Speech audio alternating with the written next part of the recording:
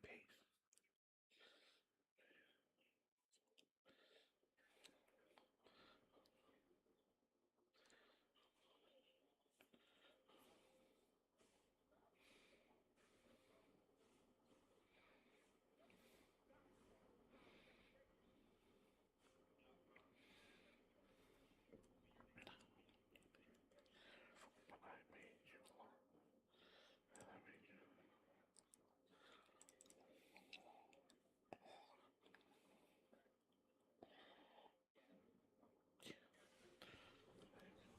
Oh, I see.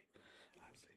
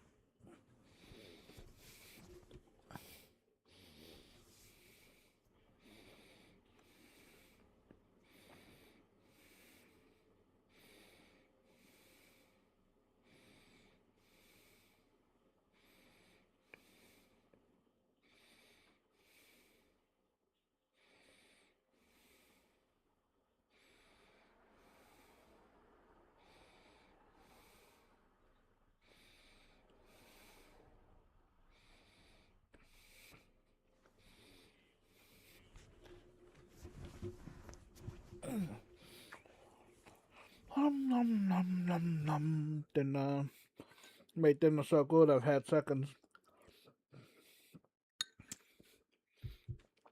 Oh damn. Oh. Nom nom nom nom.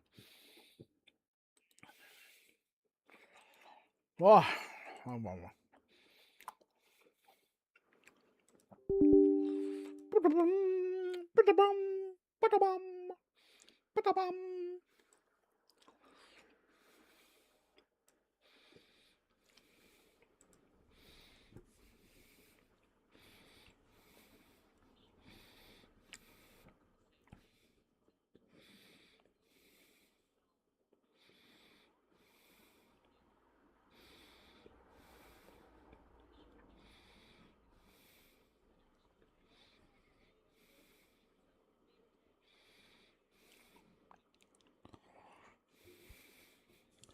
Ha-ma-na-ma-na-ma-na-ma-na.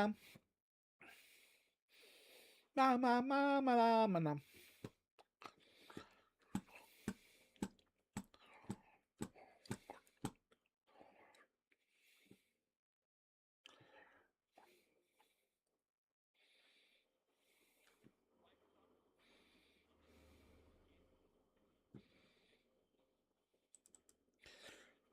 I wonder if this is gonna play for me again. Oh, is it not gonna work again?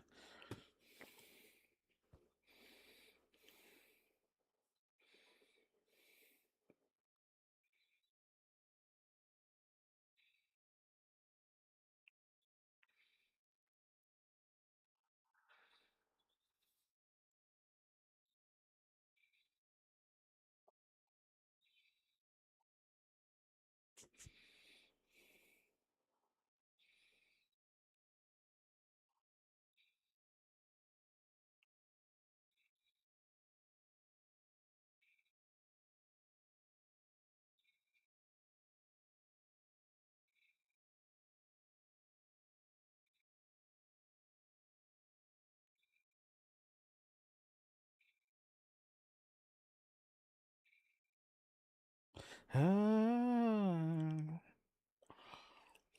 No, no, no.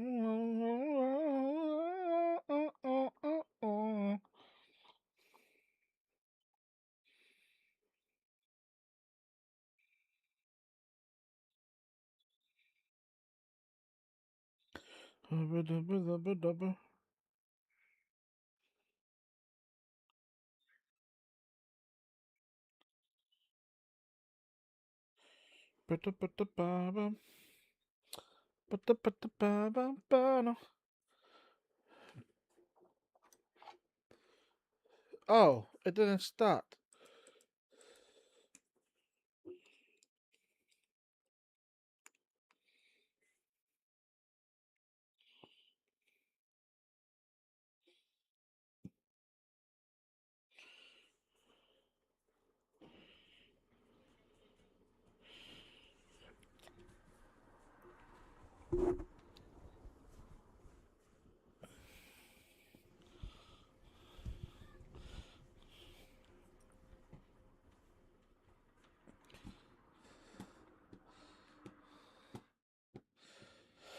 Why?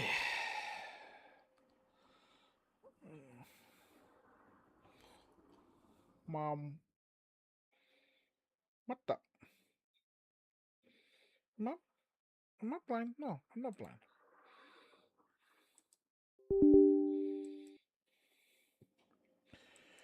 Ba, ba, ba, ba. Well, what's your name? Total lockdown. Well, yeah, total letdown.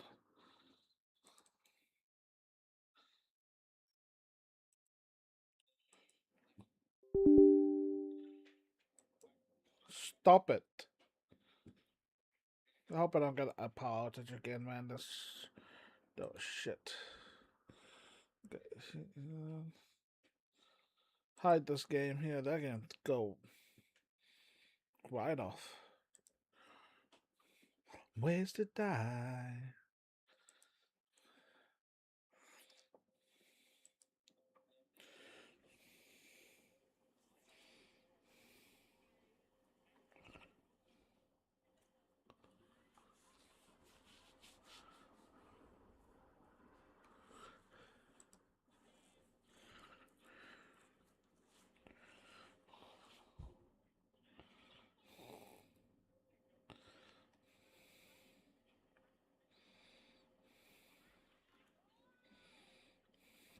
The finals.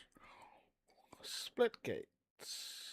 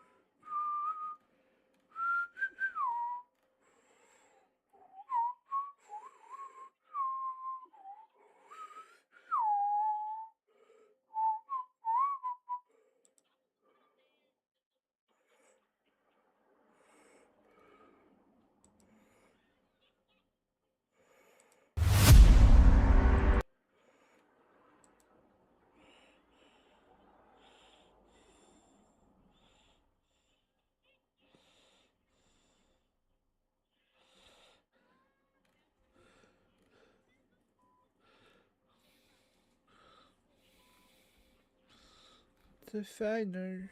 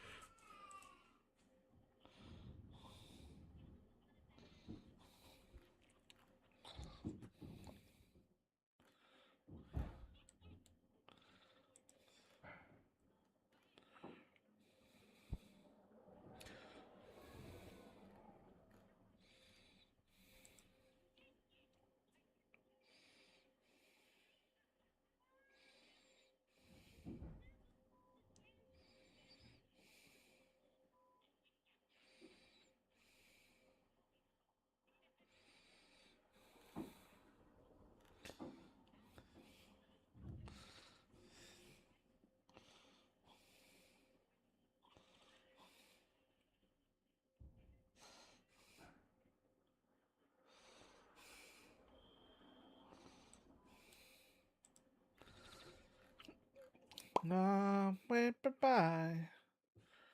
Bum bum bum bum bum. Bum.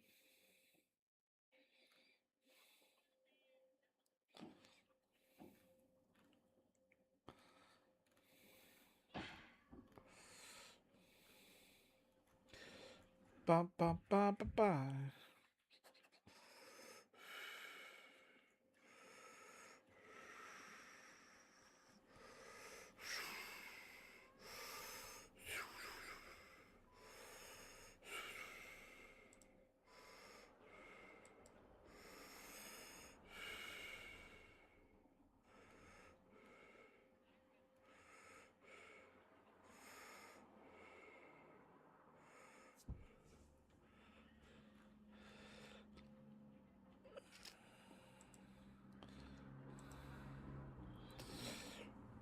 Pa pa pa pa. Ha ha ha ha.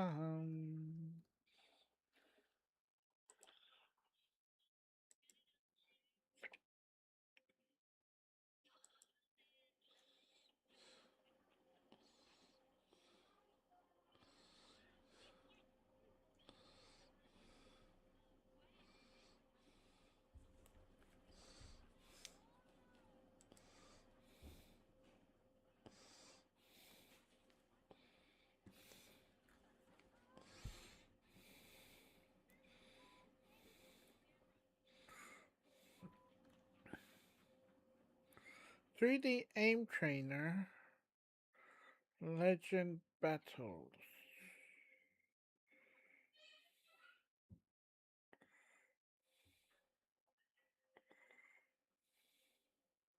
Survival? What do you mean? Oh, something.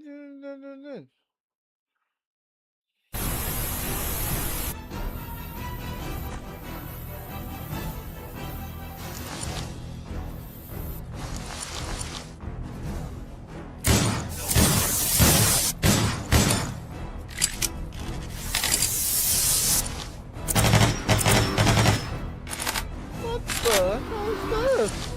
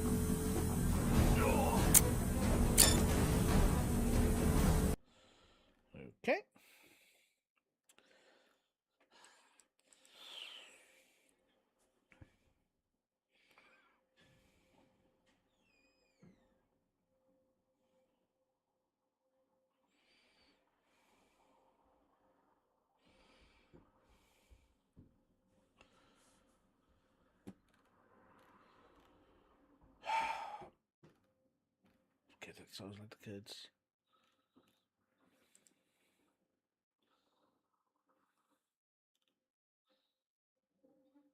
Coming soon. Dumb ways to die. Okay, let's see. Can I play you without legs? Leg spikes. What? What? Accept. Okay.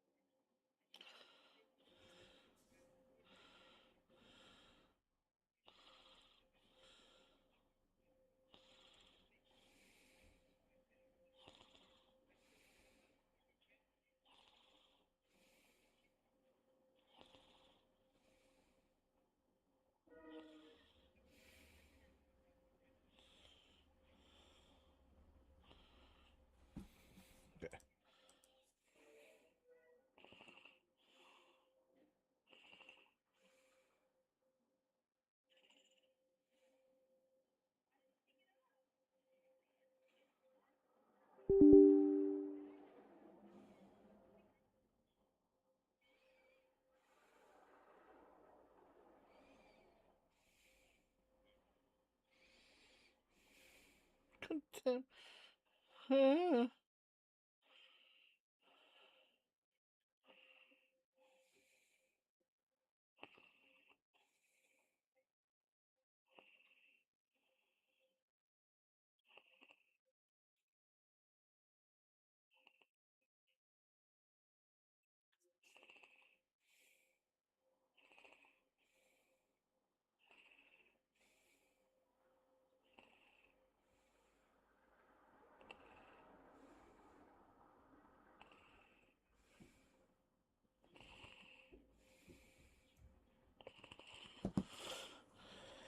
Go.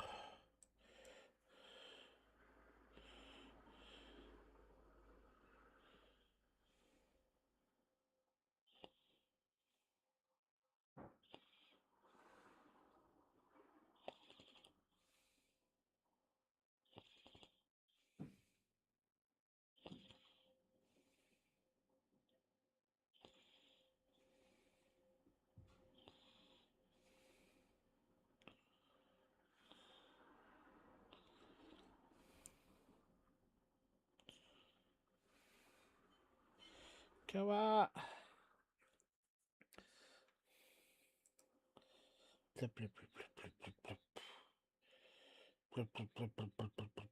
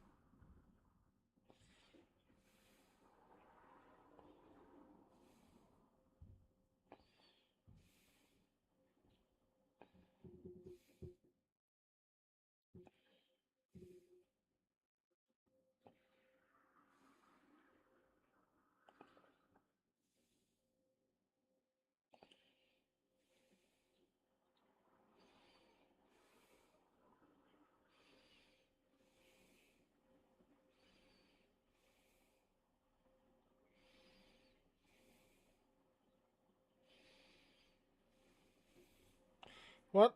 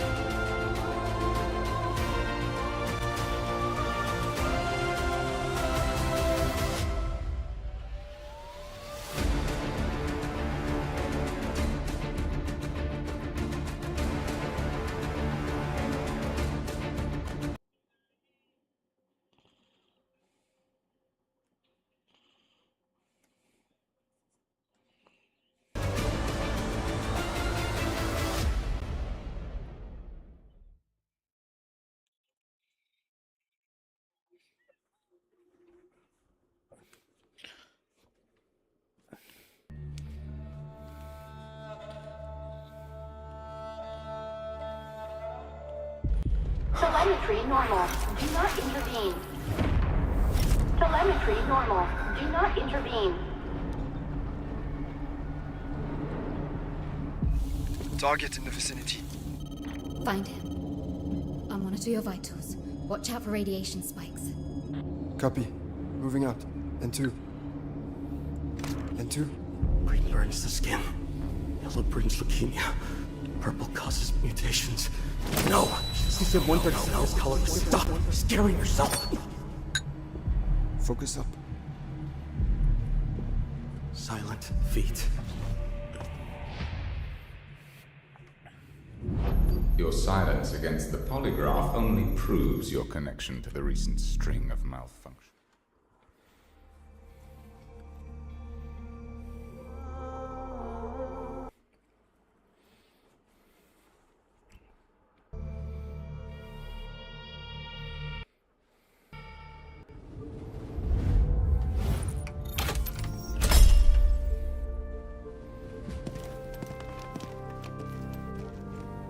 My arrow knows everything.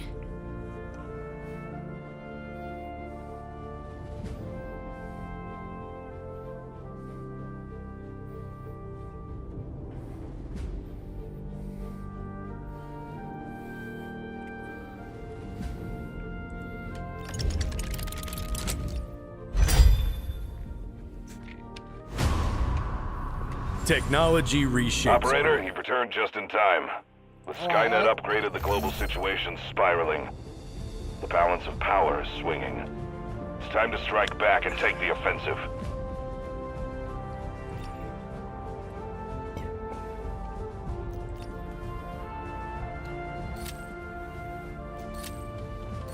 Fucking stop. Gosh. My arrow You knows still haven't everything. added- Wait. Okay, what are you doing here? I'm moving around.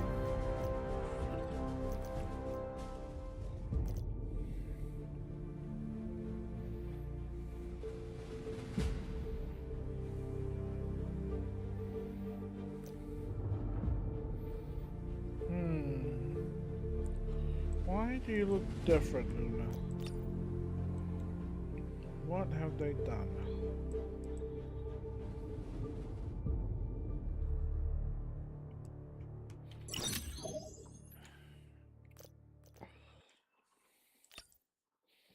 Okay, let's see if I can play a game without lagging.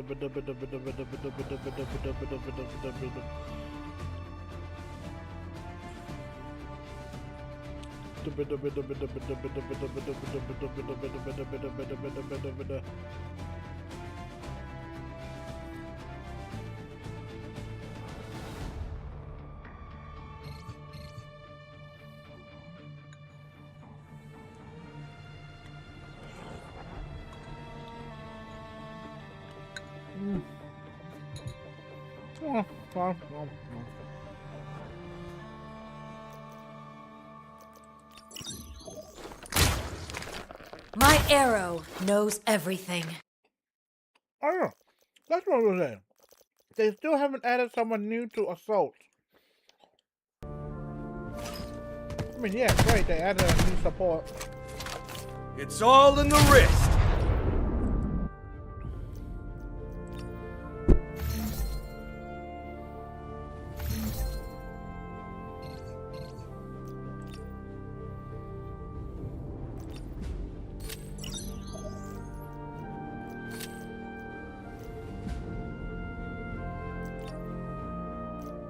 Oh!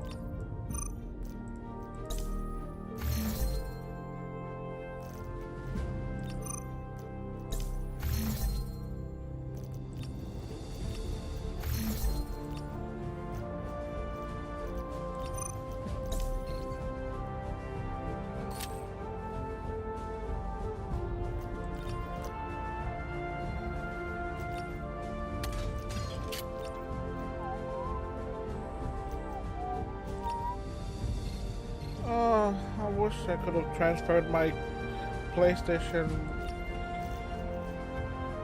progression into the PC. I had so much unlocked.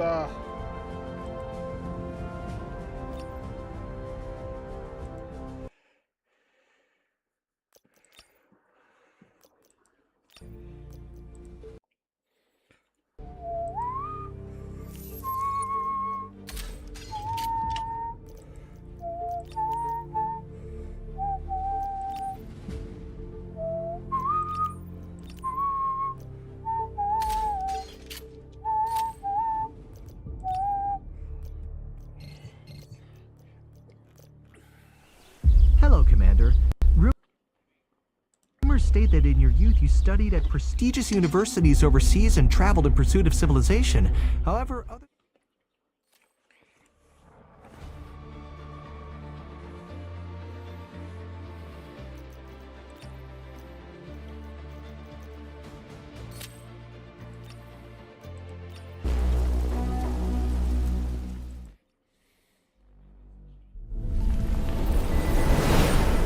They once believed them.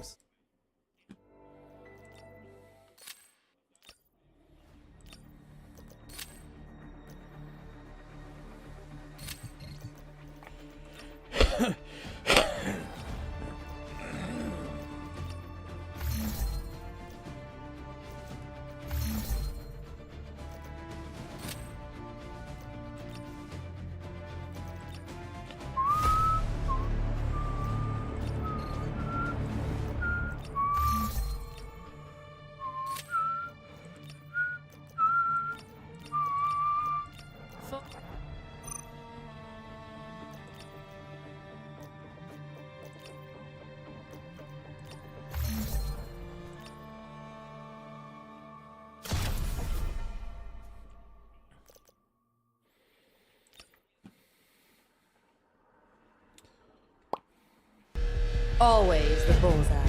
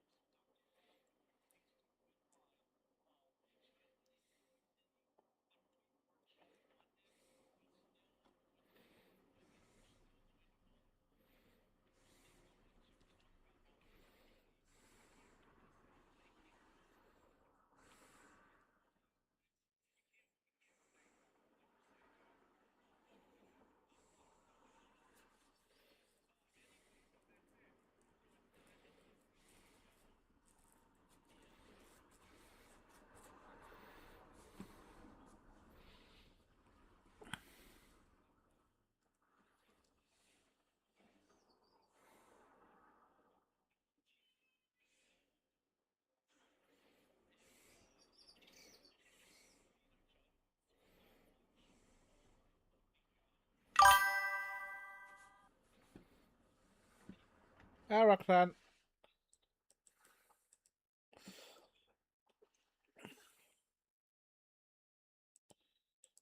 I found a neat incremental game. Okay.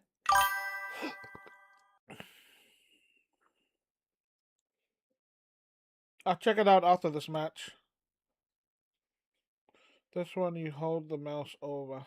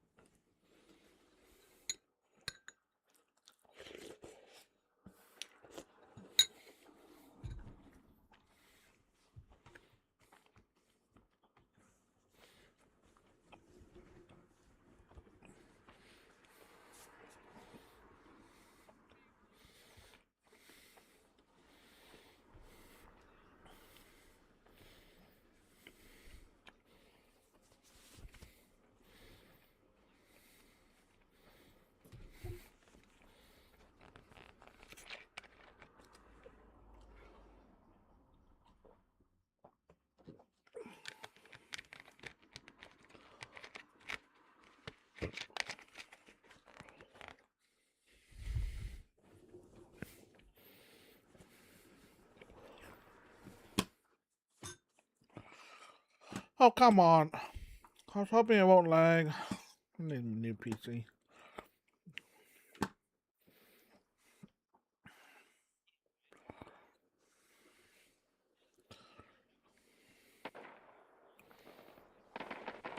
That's not Luna.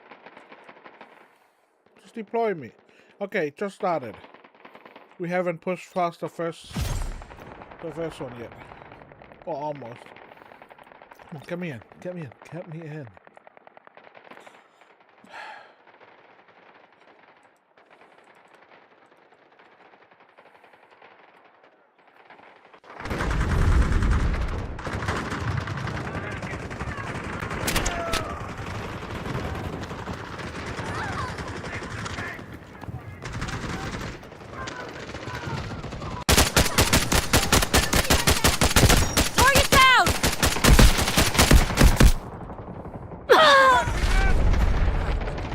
Oh! No. Leave me.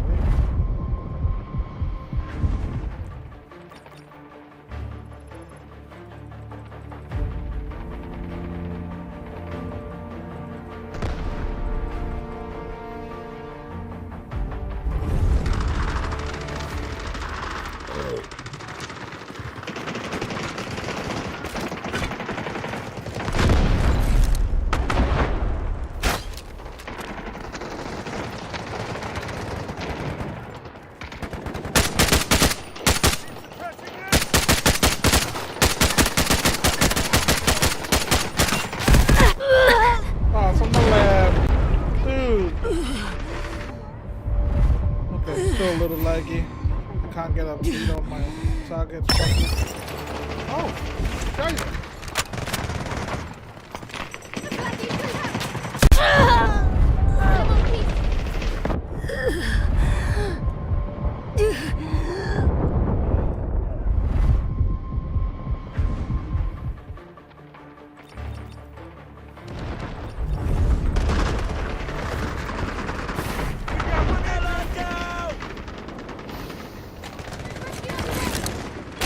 Find them!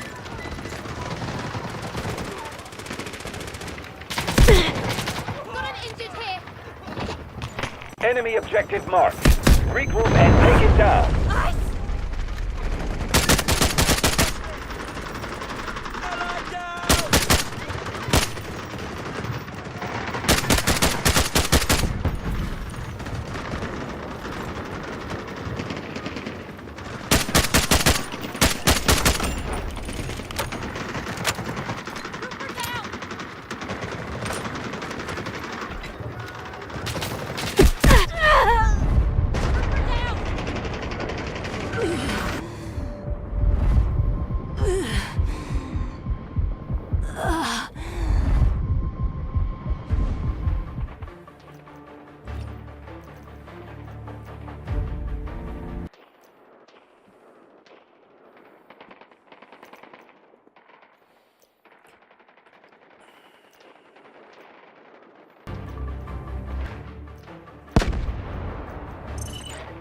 We've lost half our reinforcements. Speed up the attack. We haven't even pushed past the first. Yeah, if I could stop lagging and play properly. Oh, damn! Alright. Thank you!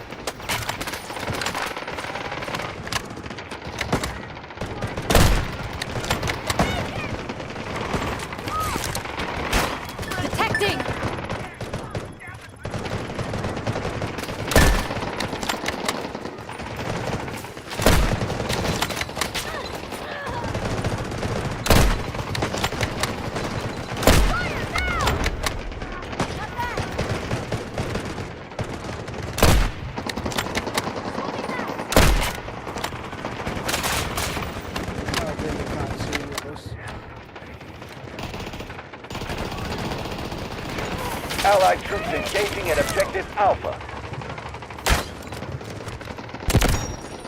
Well, smells like something's burnt.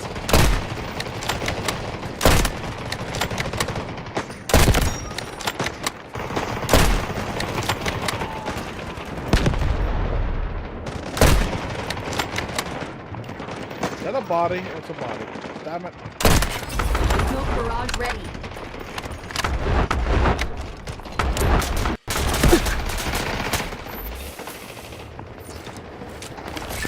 Wait for my intel.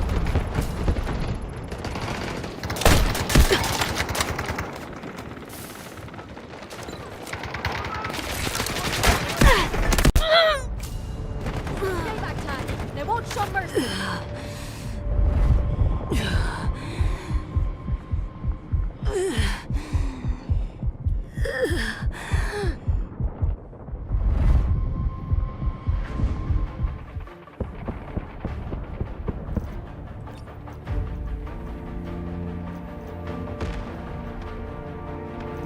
Troop force at 25%. Stay sharp.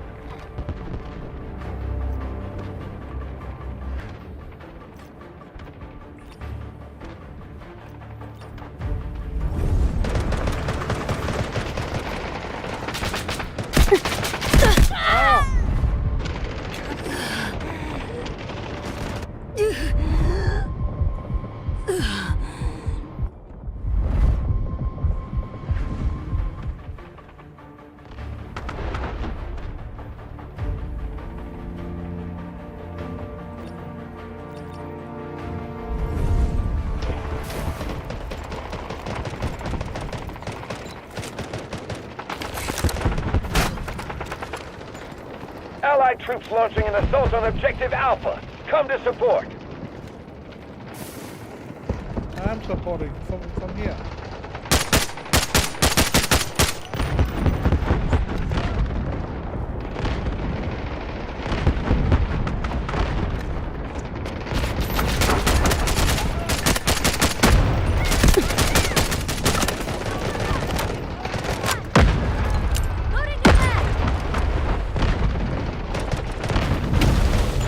We're running out of troops. Fighting full force is the only way to survive.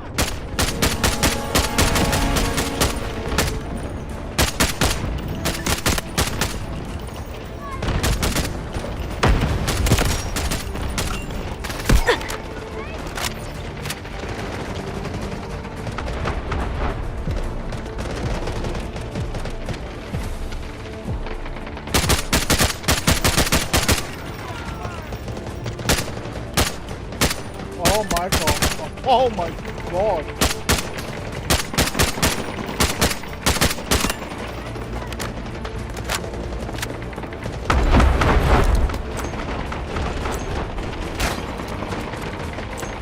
Bullseye! Where are they hiding?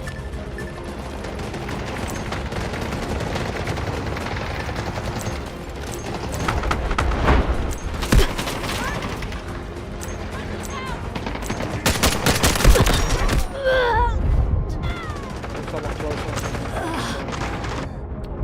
Can I wait or no? Can I wait or no? Yeah, I can. I owe you one.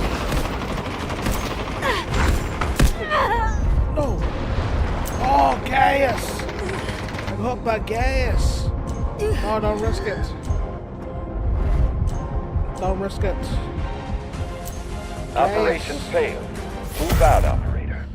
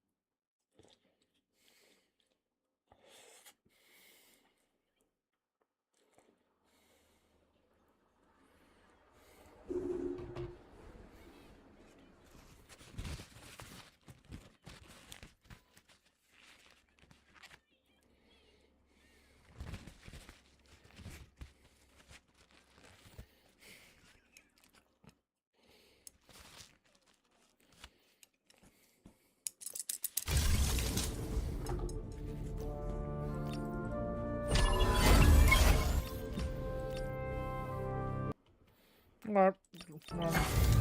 I will just bring you offline then.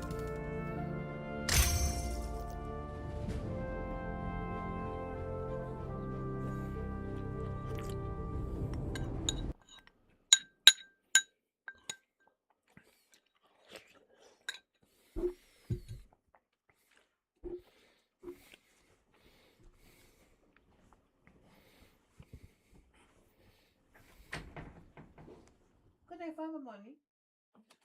Uh-huh. Can I find the money?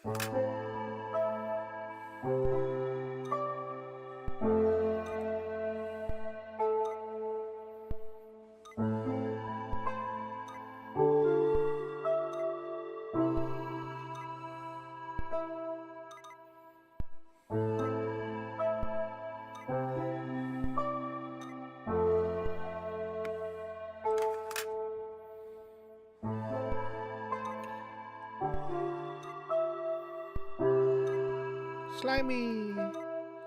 Slime family.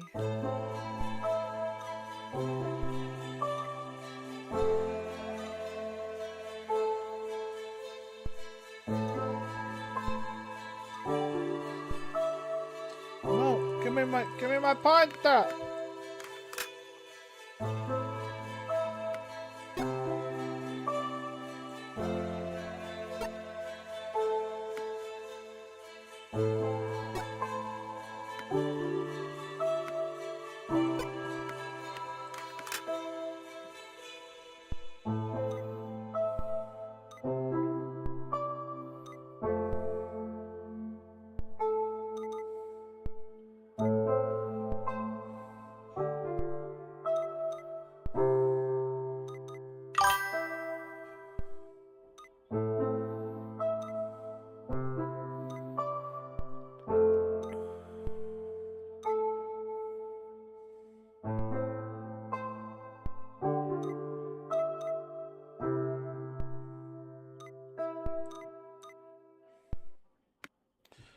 The upgrade gets mental.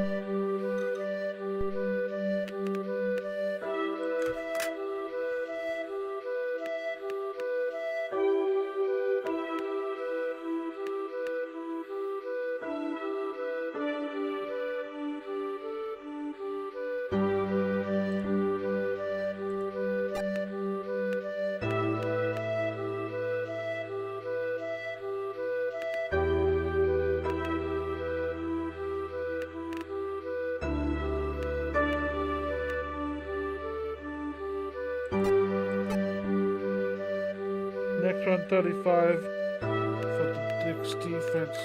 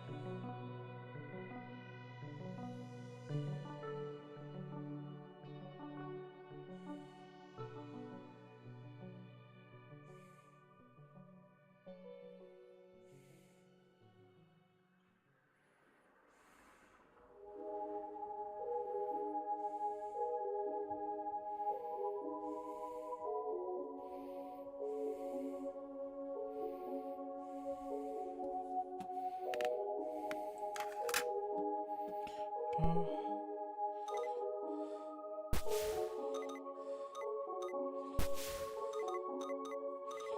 bup, bup, bup, bup, bup, bup,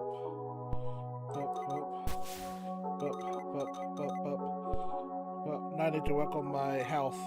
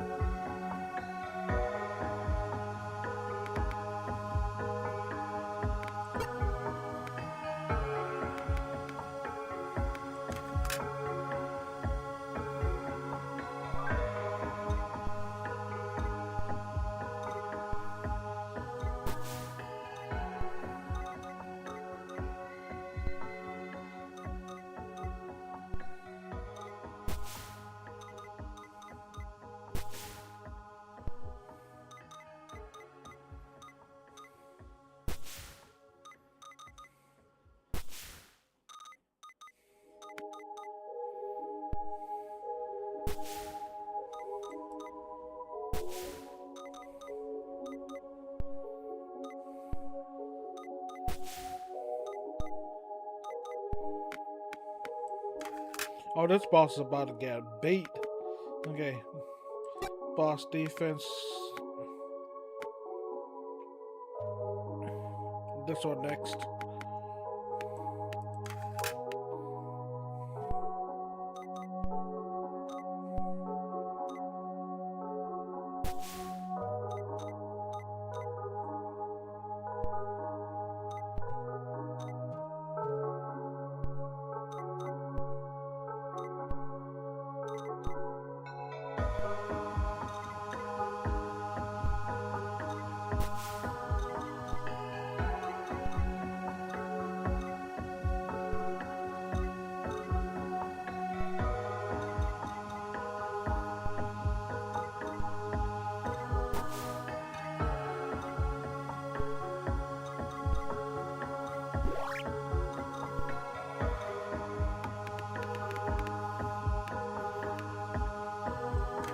Okay, let's get this boss.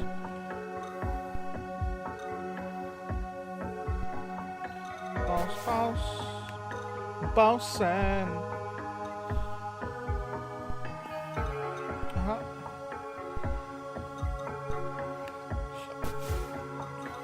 You know we bossin. Up in the clouds. I'm waiting on my best friend.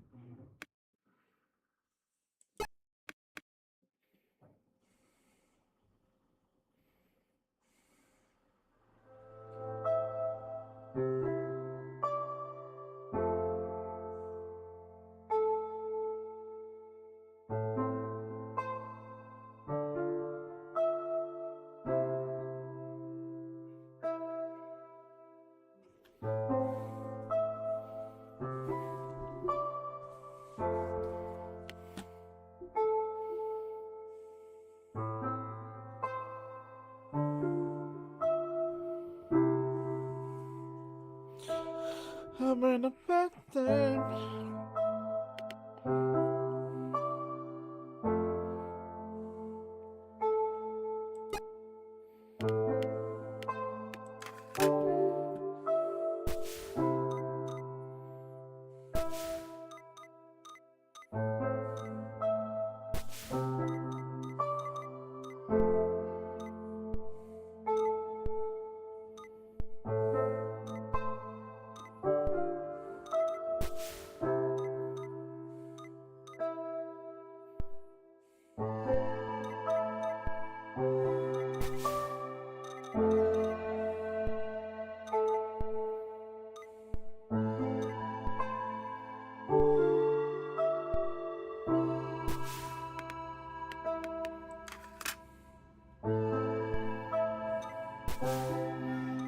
boss man.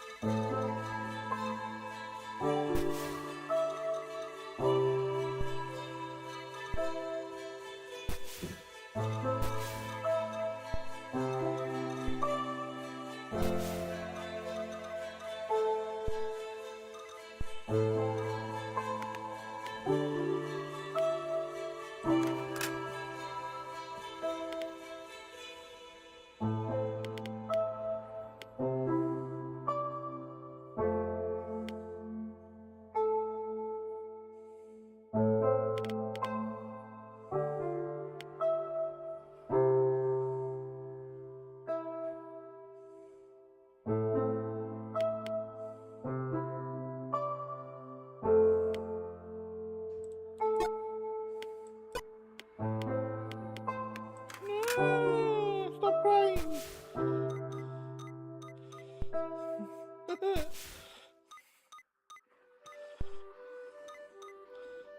Oh, such drama queens. Come on, kids.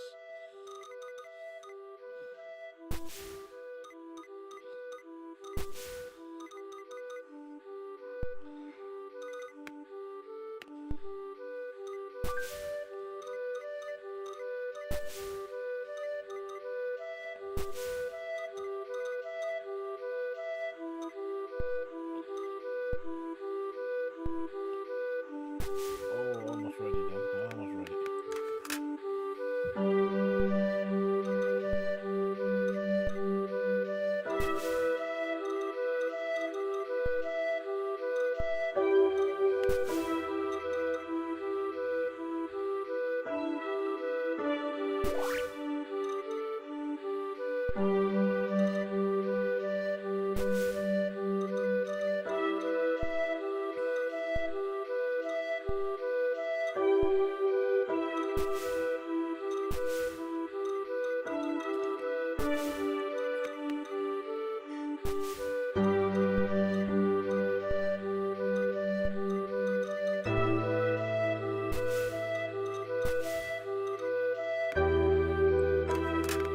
Okay, okay.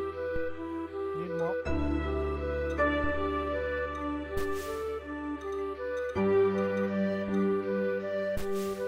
If I wanna take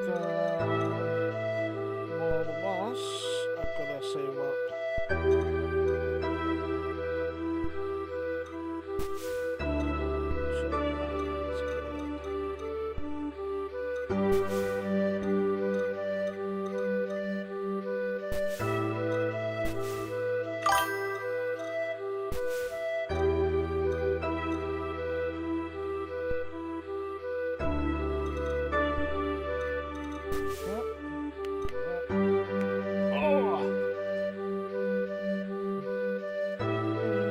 Graphic logos, always emotes, little stuff, and more.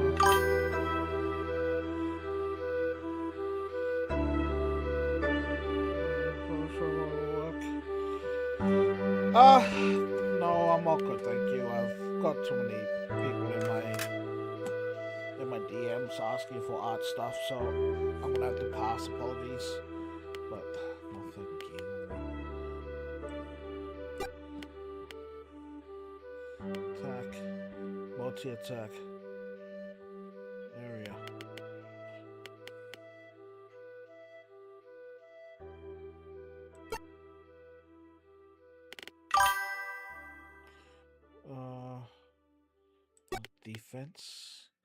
Defense 2.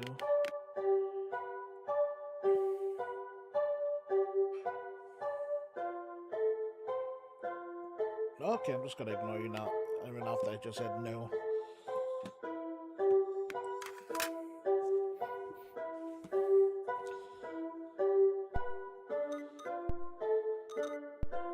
Come on. Where's my chain lightning? Thank you.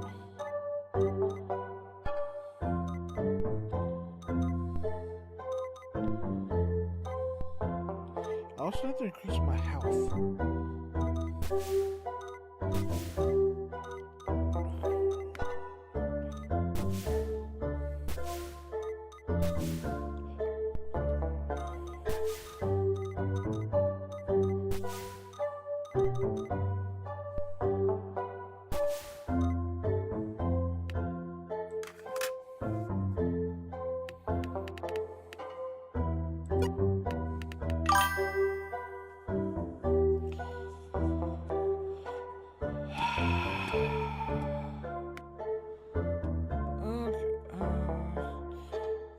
Give me some music.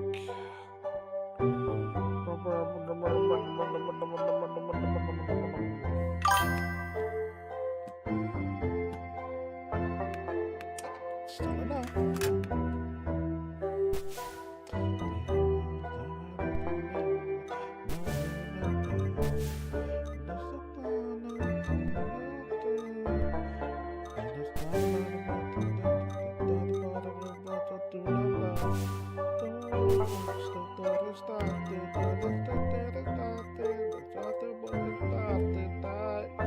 Their souls standing up above me, but no way to say nada, dimmi dove e quando, dimmi dove e quando, portato da buona stupa, stupida, traffico che c'è, dimmi dove e quando. La luna ritornato, se ci vedo parole, manco l'agitazione. Wow, dimmi dove e quando.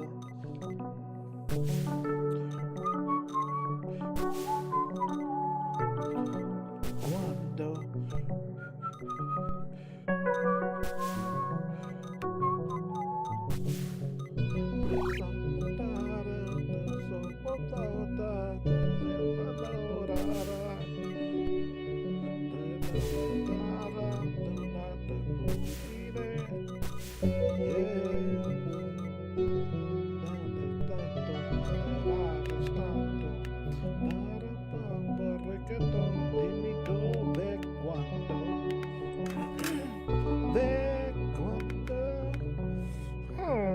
Oh, I need the purple key. Okay, purple key. Stupida, che traffico che c'è. Oh my gosh, yes, yes.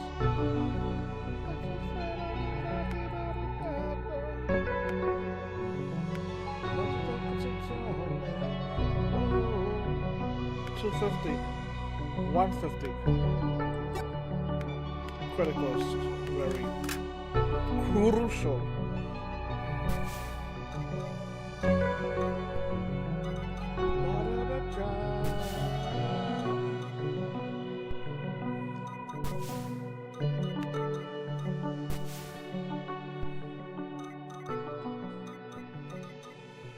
Stupida, ancora che traffico che c'è.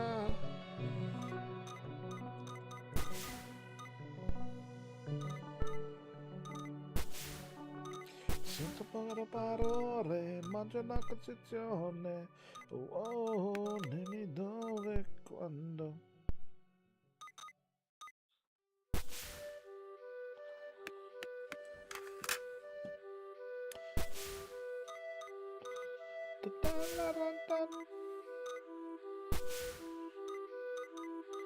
Suona radio che dammi caffio, sentiamo la suena, dalla roba chi coloro, dalla rompa la luna del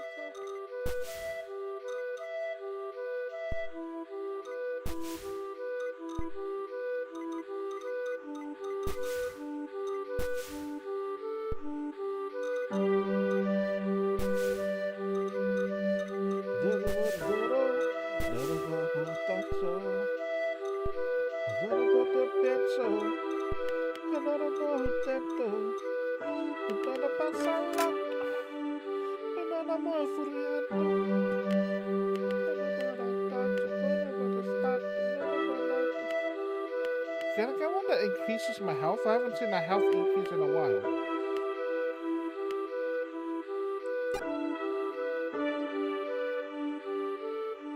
$200 for the next upgrade. Double attack. 20. Oh.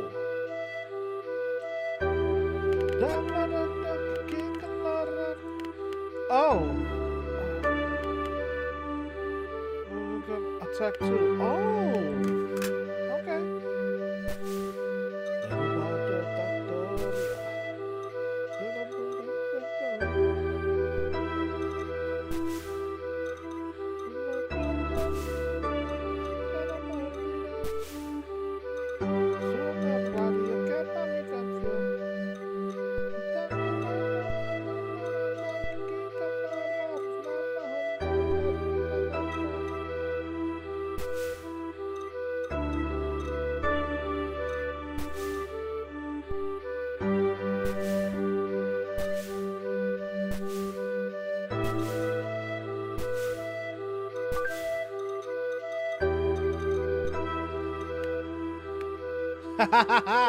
Oh, I missed out on that. What is that? God damn it.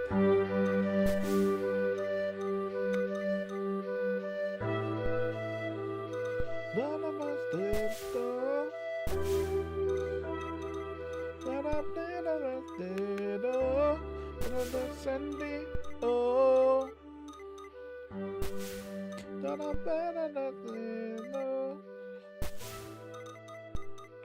What are the sending? Oh, so my radio cat me confused. Then never what I see and not. King color rana humana duna yanson.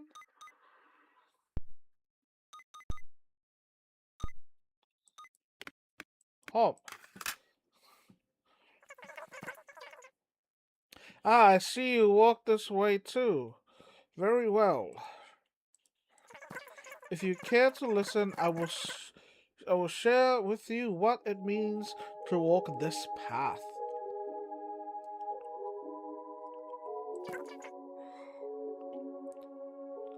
Tread freely. Sueños dando pequeños super corazón. Unlock quests which gives lucrative rewards. Chests spawn randomly that give resources. Yo no te quiero, yo no te deseo.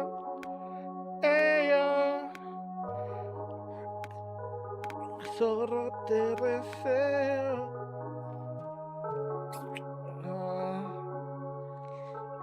Linda Sofía.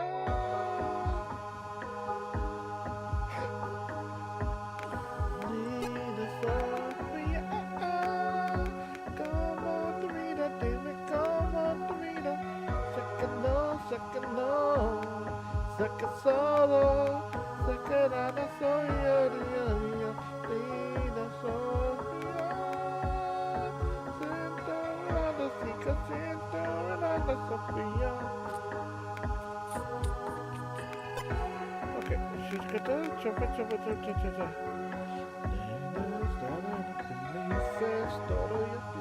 The free stage, tooltip in place and spectre.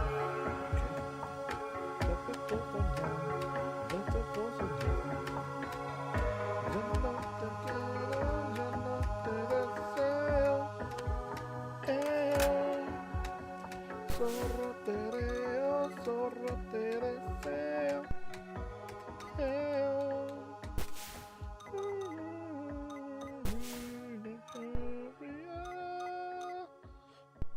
Mirada, sigo siendo mirada.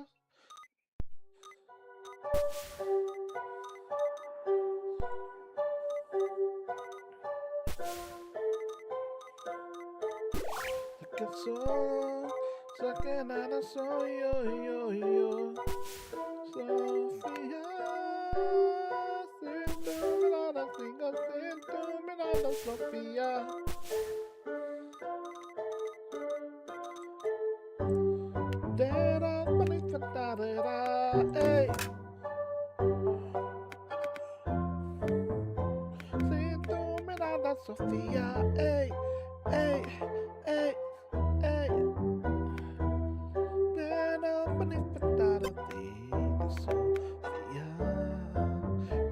green enemies. 2% chance of green enemies spawning.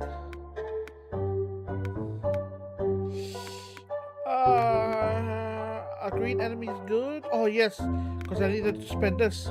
Right. Don't get fired next. Let's just... let's...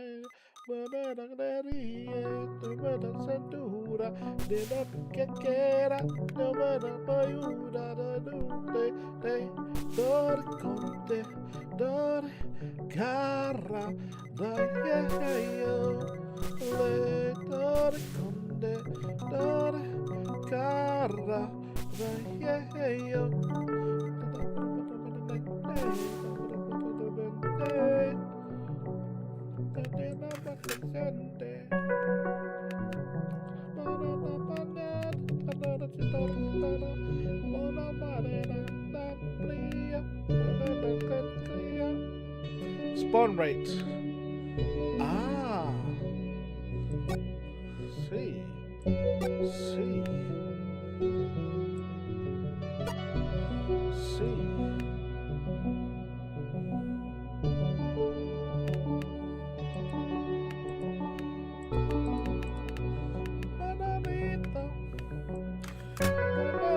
Puerto Rico.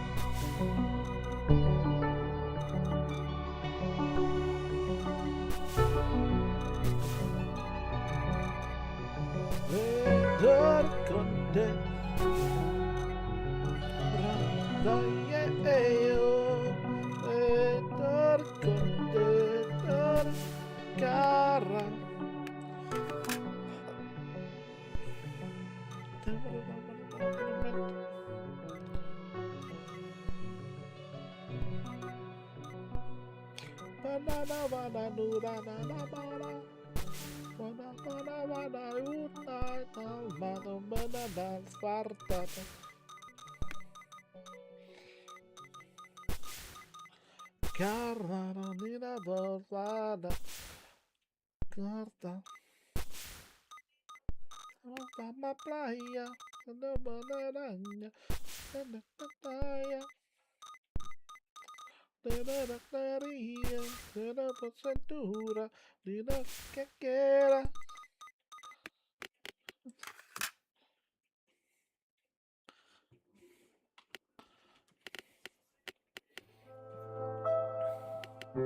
De la posventura, de lo que quiera.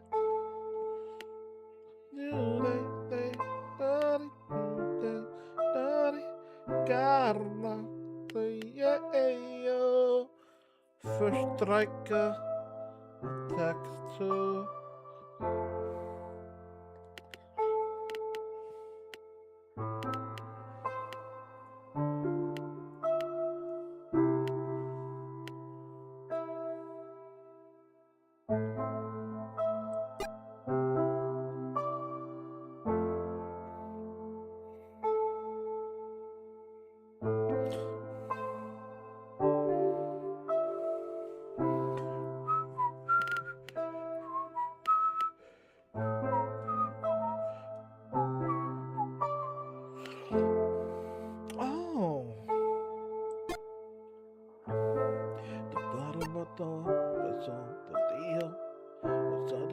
stare på det dåligt stå. De båda som massor med ziva. De båda det ser på det stadsjö så. Ute är de här. Bara där det kvar. Bara vi mento. Det vi mento. Vanara la vita se corre con lita casara con te. Morai. Duere quando te. Mora e onera.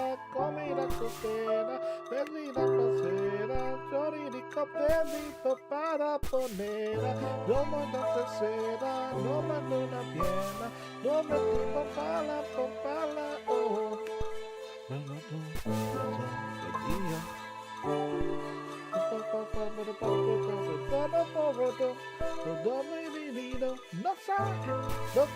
Solo tempo. Ai, quello muore complicato. Ai. Oh! Wait a minute. Collect.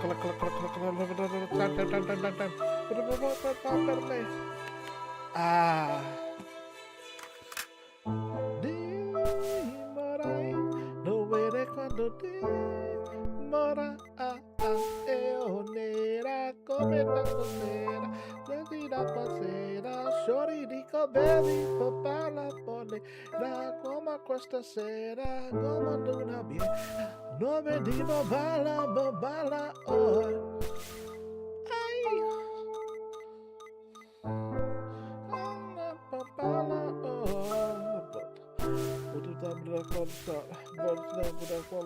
Succede solito.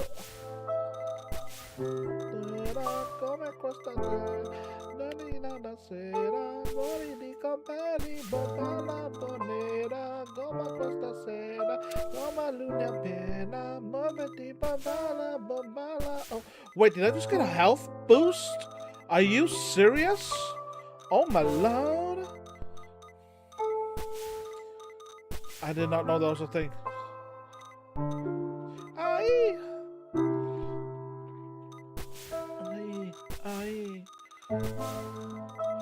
Pala.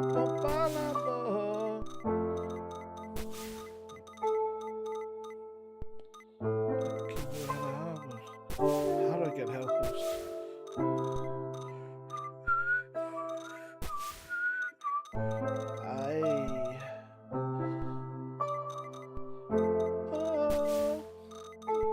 Oh no! Yeah. See, someone to China Purando Mirandone. Then go Kevin, Taco, Tico Boy. The Patana Mamando Me.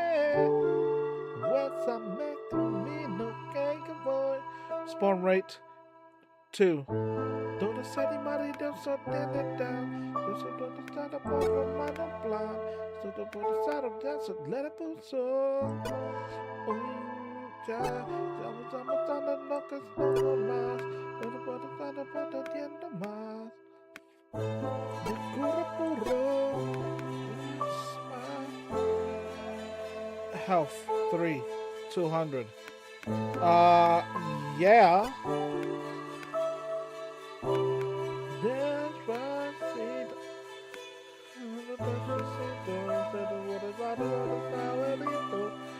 Yes.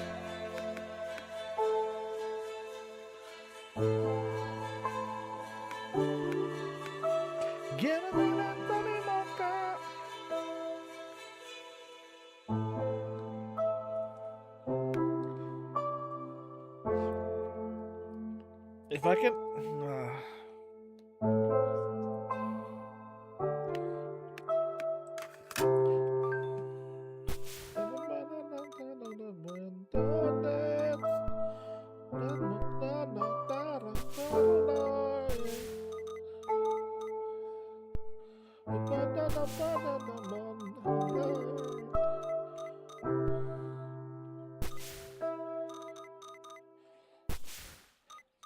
Donzelle Maria Sorrenetta, tutto per stare fuori la rapsat. Buramuso.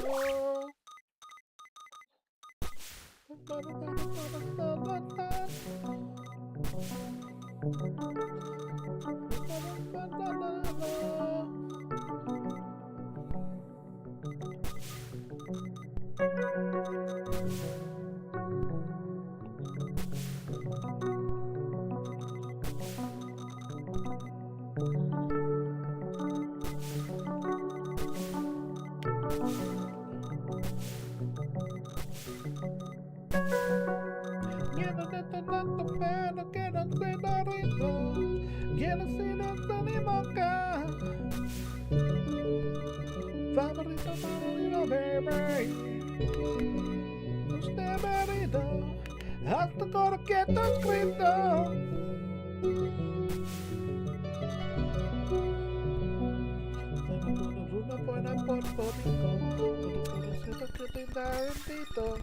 Oh my lord, oh my lord, oh my lord. Yes, yes.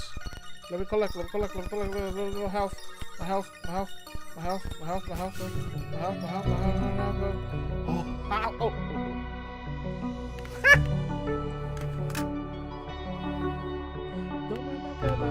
Poquito, poquito.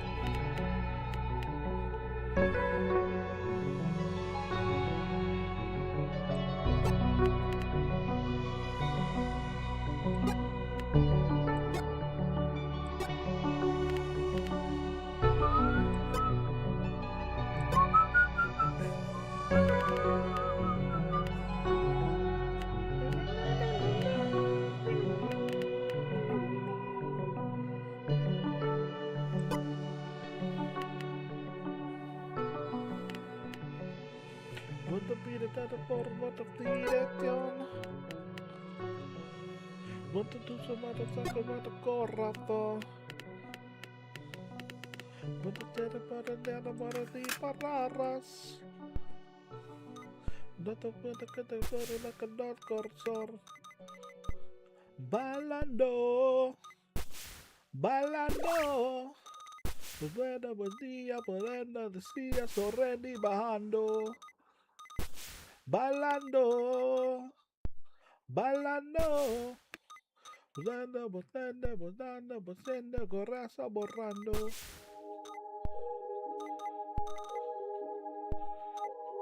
No puedo por mí, ya no puedo más, ya no puedo más. No te día, no te fantasía, no te fantasía, no te no puedo más, ya no puedo más. Debe estar contigo, dile contigo, bailar contigo, dile contigo, la noche no.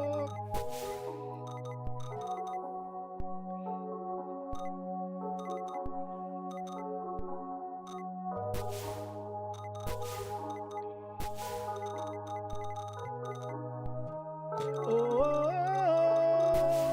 oh, oh, oh, oh.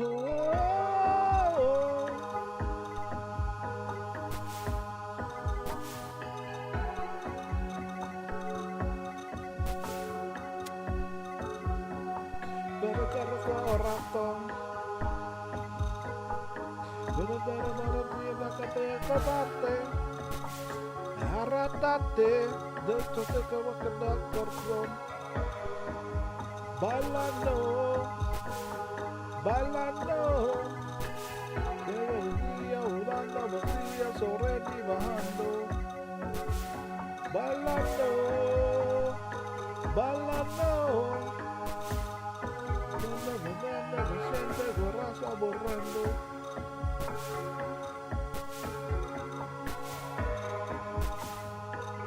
Ya no puedo más, ya no puedo más.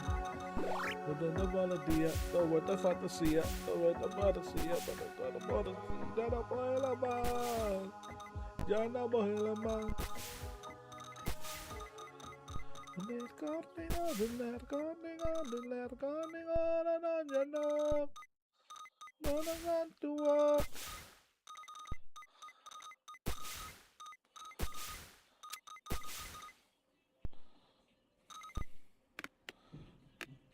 Oh my gosh. 1.5K?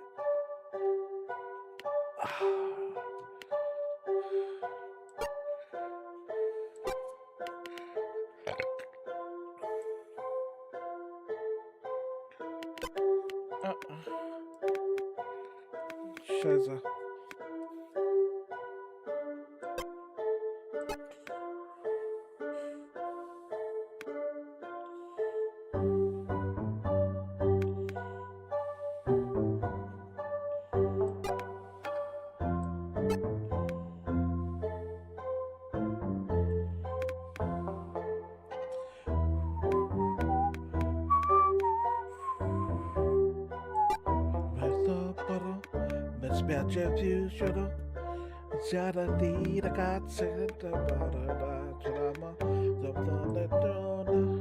Giovanni Vacchi. Oh, wait a minute.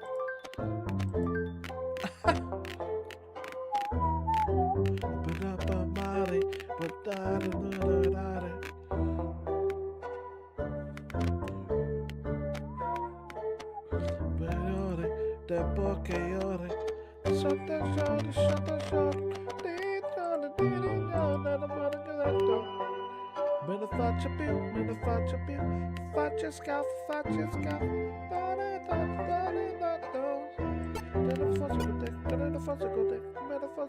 hey.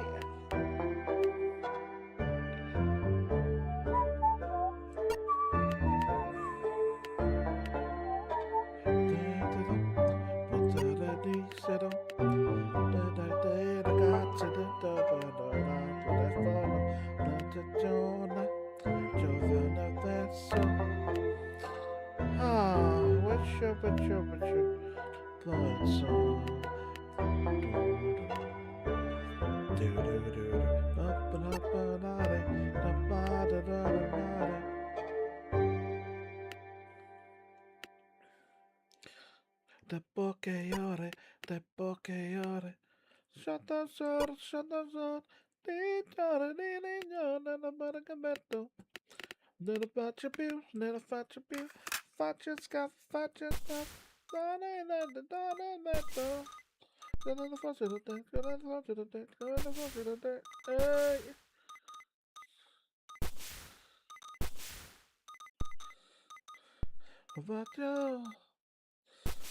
scaff,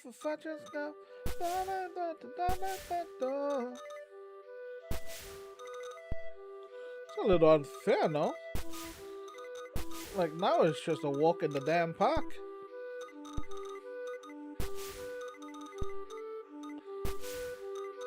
Just Johnny Podesta, Johnny Podesta.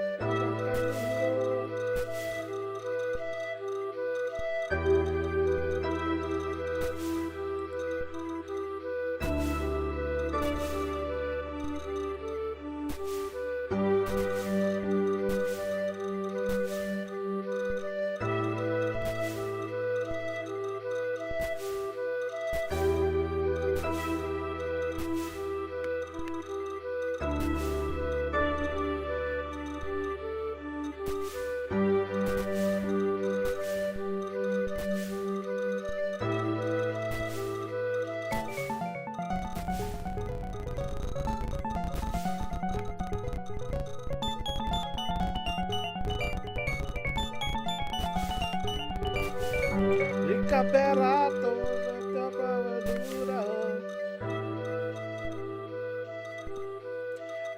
Recuperato, Desacapato,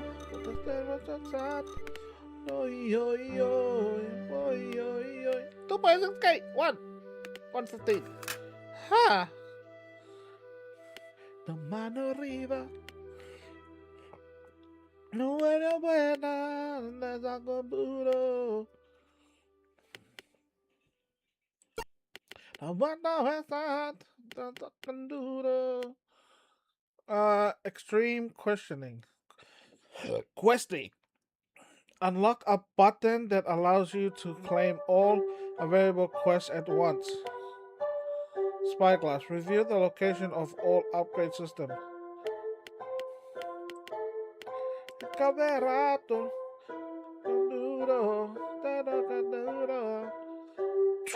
Okay.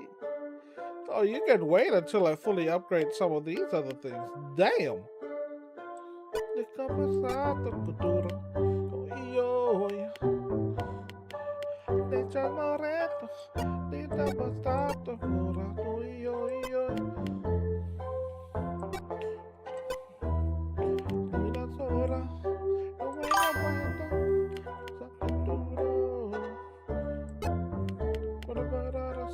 Ooh, toxic trait.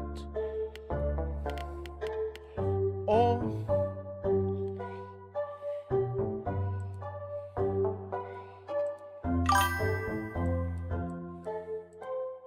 Ha!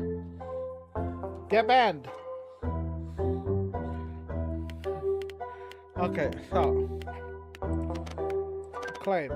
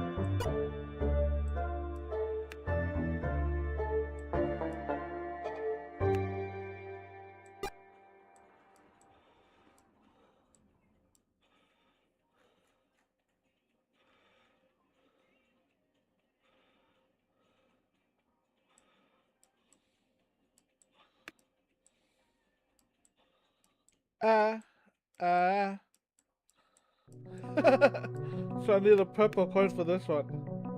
So I need a boss coin for this one. Form. Hidden defense. +5. XP. Oh, that was worth it. Okay, let's move on.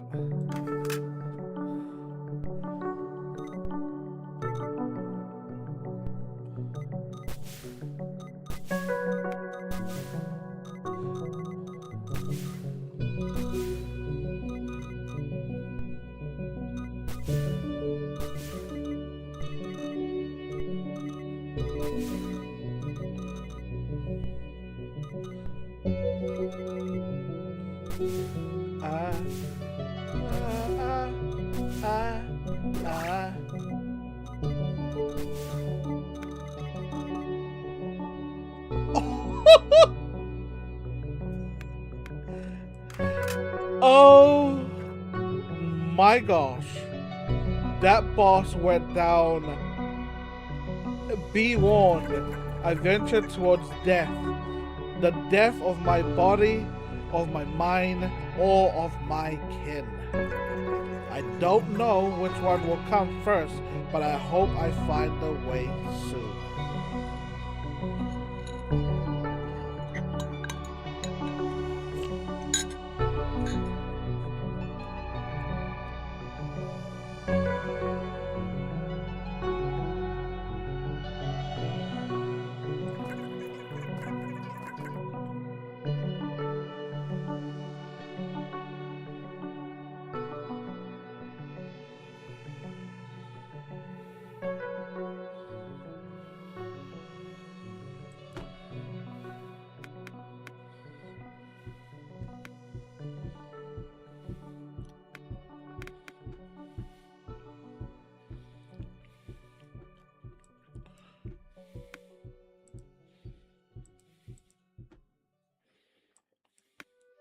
Oh, it's locked.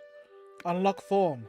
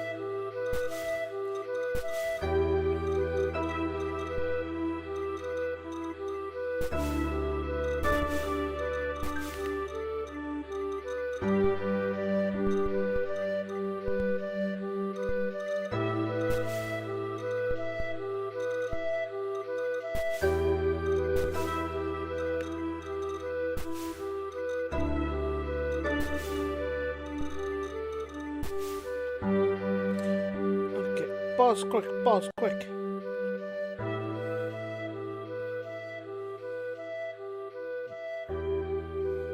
Baby guy.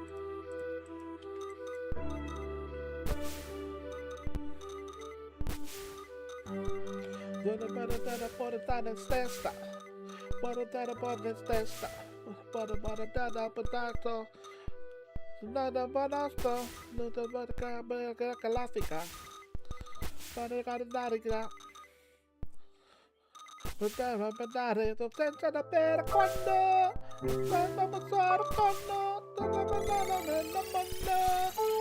quando, secondo, voi l'arte da cammino, da spina porca, gambar da contano, capire porca, cercando te.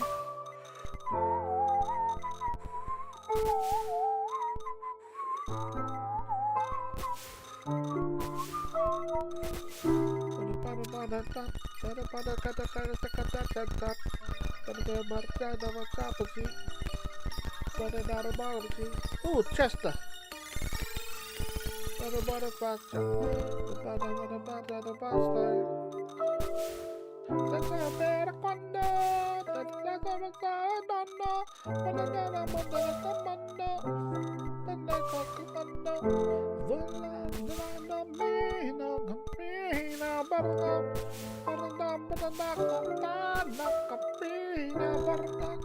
Cercando de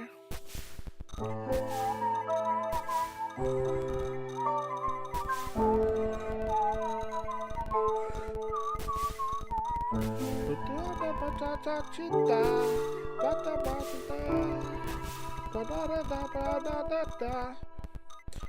saya berkabate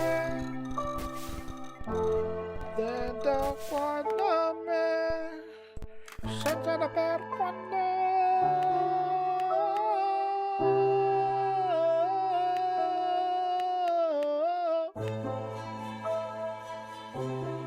what? I need to spend another gold just to get it up one more. Oh, I wasn't paying attention.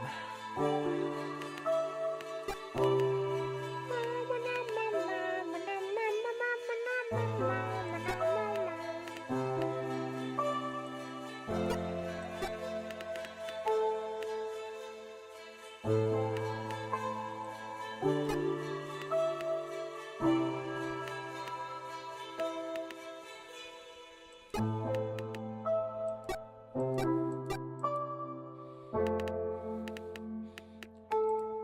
dance, cultura.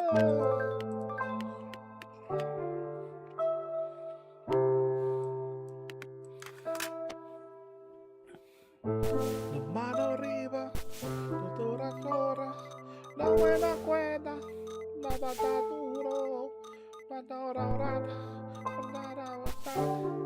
bata avanzar, te saca duro. La buena cuerda, la bata duro. La bata avanzar, te saca duro.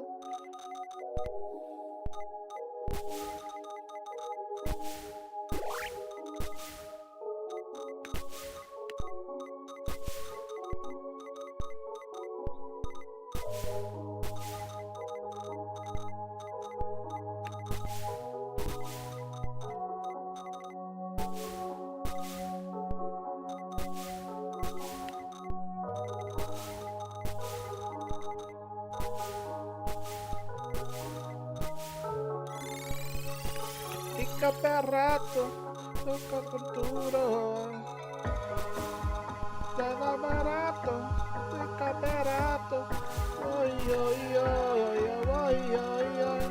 Sei salutato, sei passato pure. Oi oi oi oi oi oi.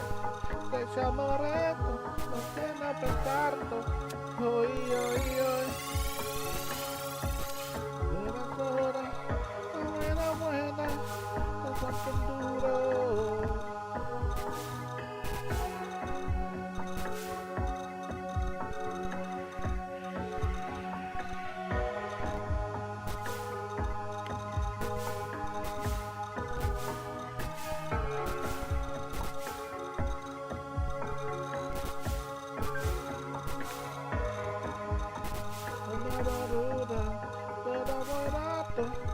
Caperato, tutto duro.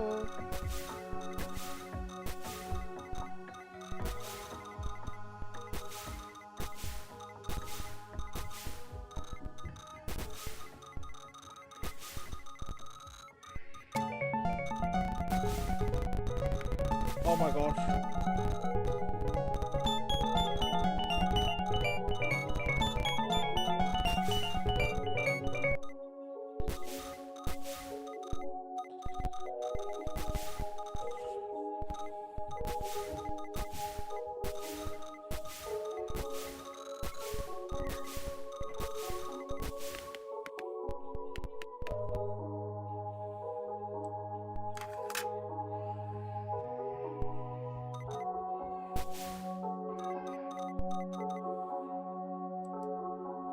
What?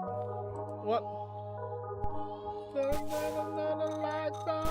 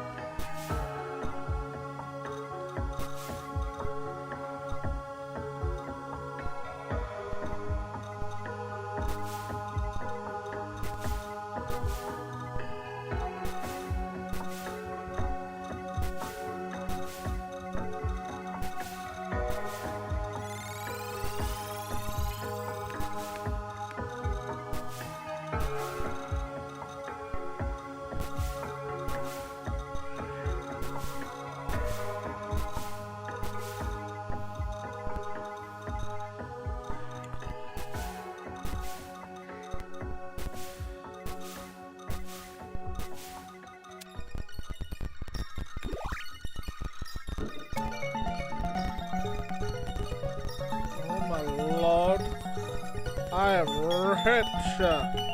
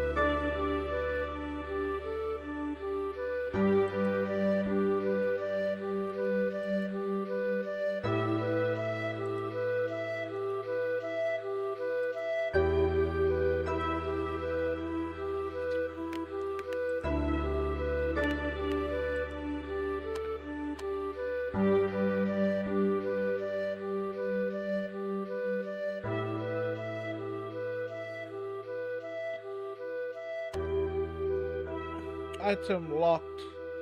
Boss Slade.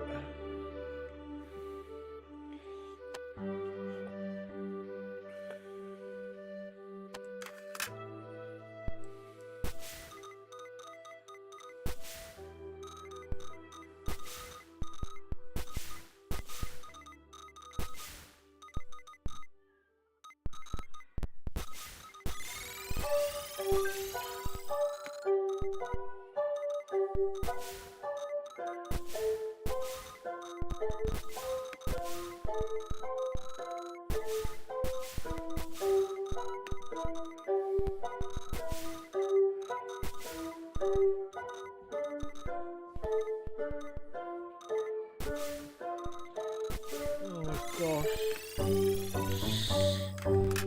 Such an easy boss.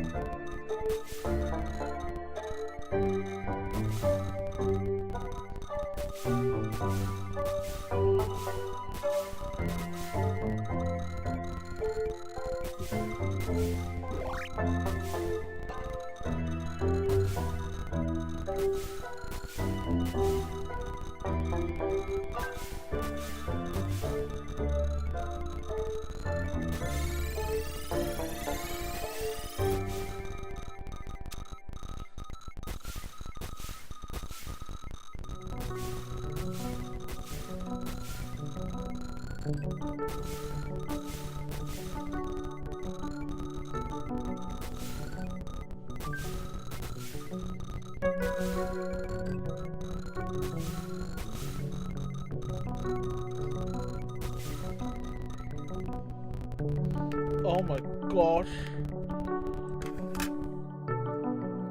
Whoa. What is purpose when purposelessness exists? To be in a state of nothingness. You see, could you say that a cup with nothing in it has in itself no purpose? Or is it only ever able to fulfill a purpose when it has nothing in it? In this way, a penguin's purpose, or lack thereof, is the same. How depressing! How depressed are you, little penguin? What the hell?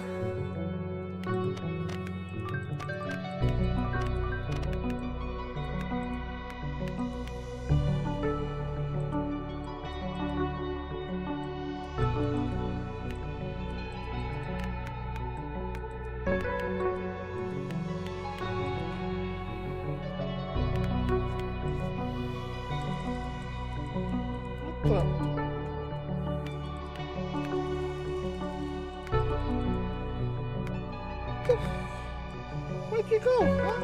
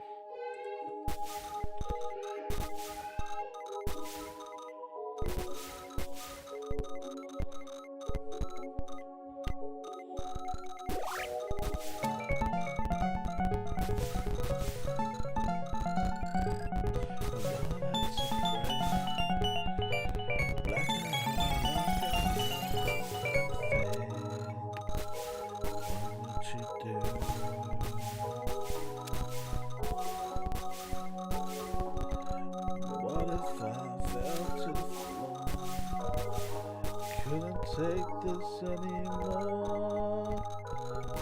What would you do?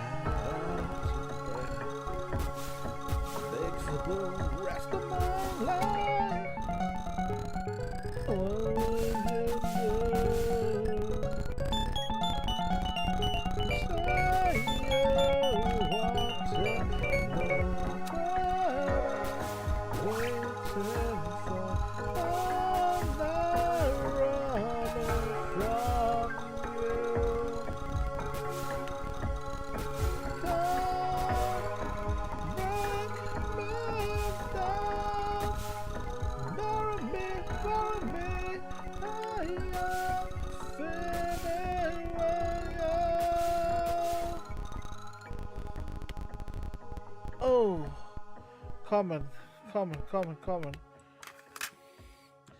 Killing me,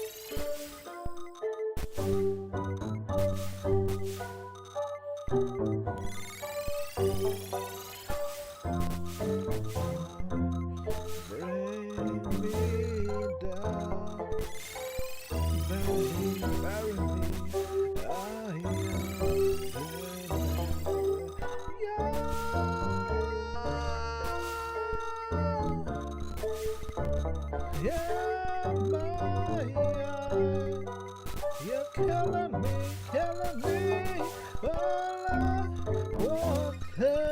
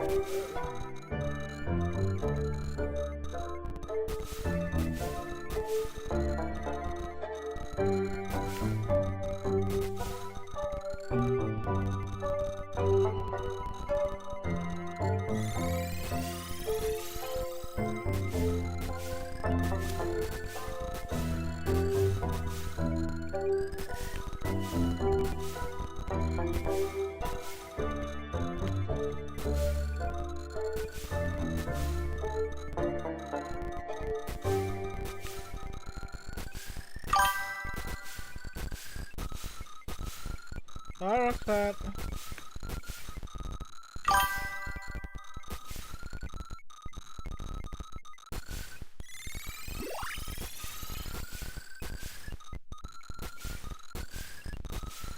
A new emote. Oh, nice. My bad.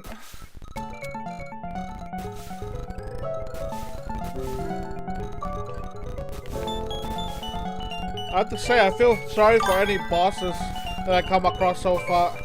I've either 2-hit them or they went down way too quickly.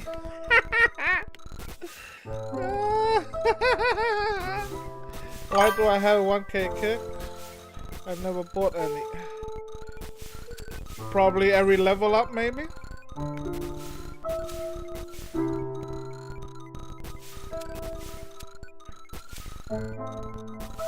Oh my gosh.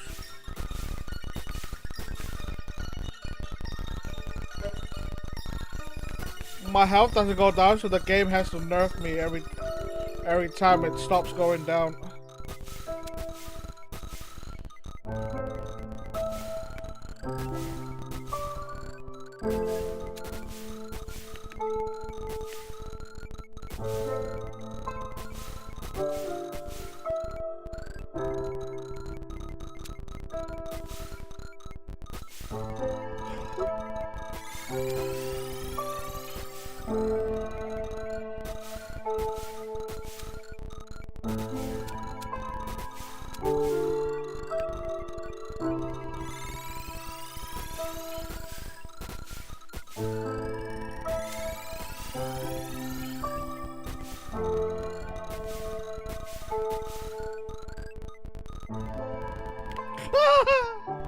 $44.1k. That's ridiculous.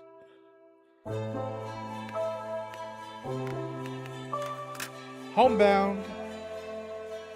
Okay. Common stick. Combine.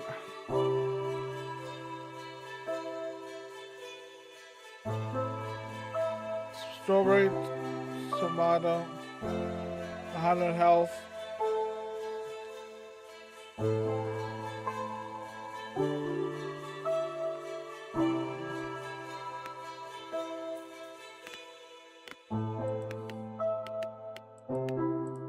Questo.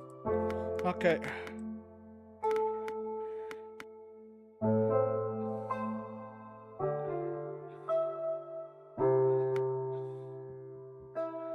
Attack.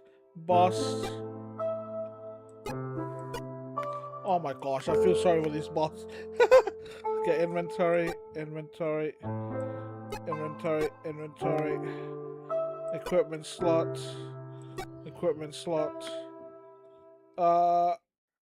Inventory. Equipment. Inventory.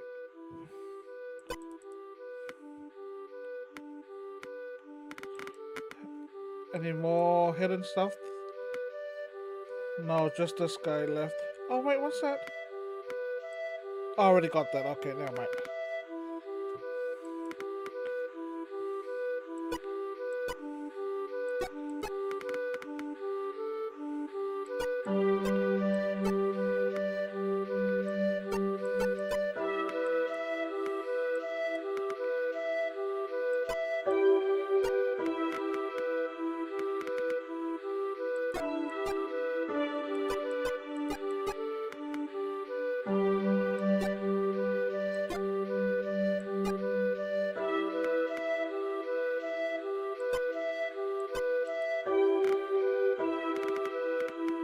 Okay. Continue. Now. I've got my locked resource. Okay. Stick shield. You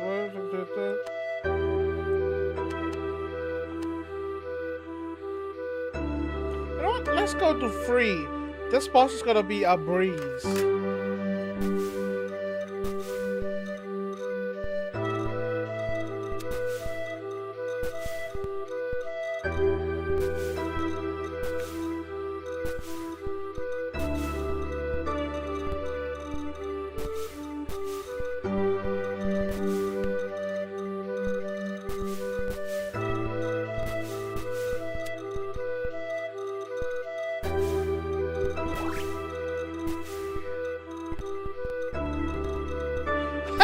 died instantly!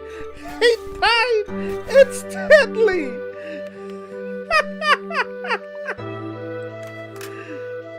Oh, I one-shot the boss. Did the devs even think about what they were doing with the choice that they made that allows me to one-shot a boss this early?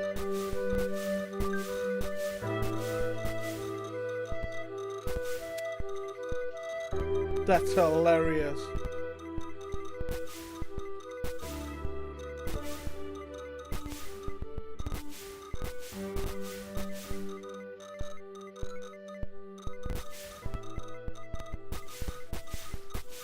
Oh my gosh.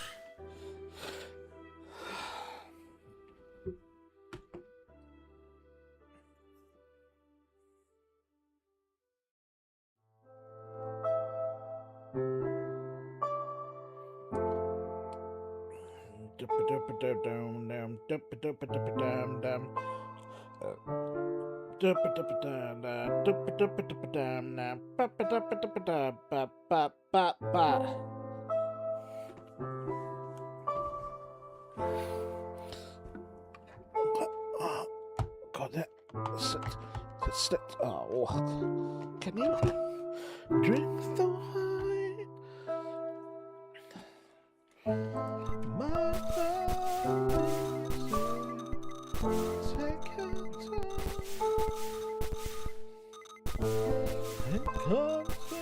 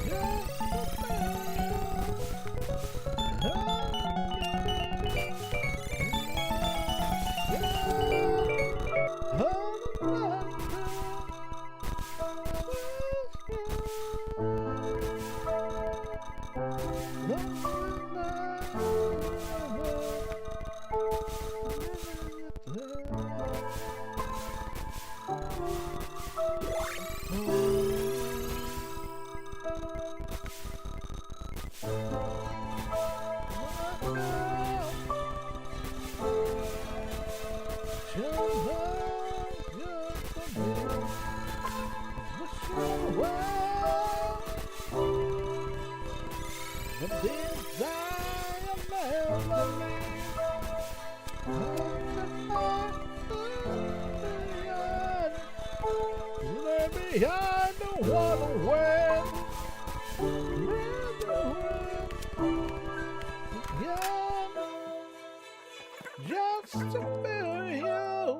Oh, oops. One of my penguins looked at them and proclaimed, "How foolish we are to think we belong amongst them." Ugh. I couldn't believe it. Even the krill knew they came from the stars and were already amongst them. Such arrogance, such truth, such lies.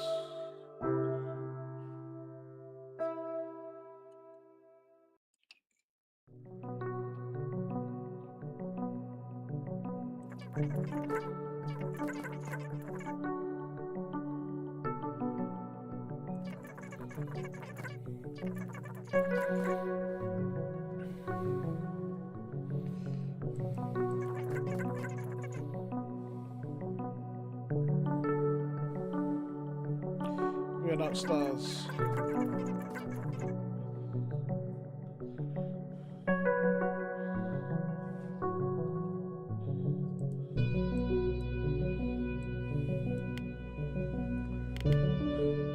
As always lays with them.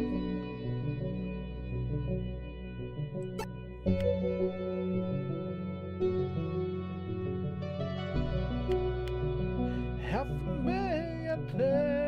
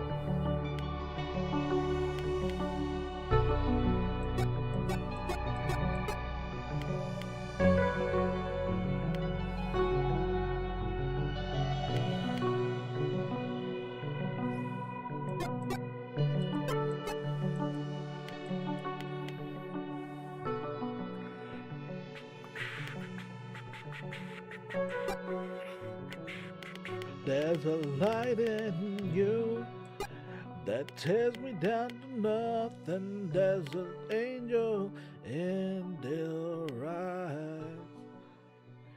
There's a hope inside that they can make it better, that comes right through my disguise. When it rains, it pours, and everybody stumbles. They'll let them bring you down. Won't let you down. Let the seasons change. Slow down. Now fight through the pain. They'll be there right by your side. They'll never let them bring you down.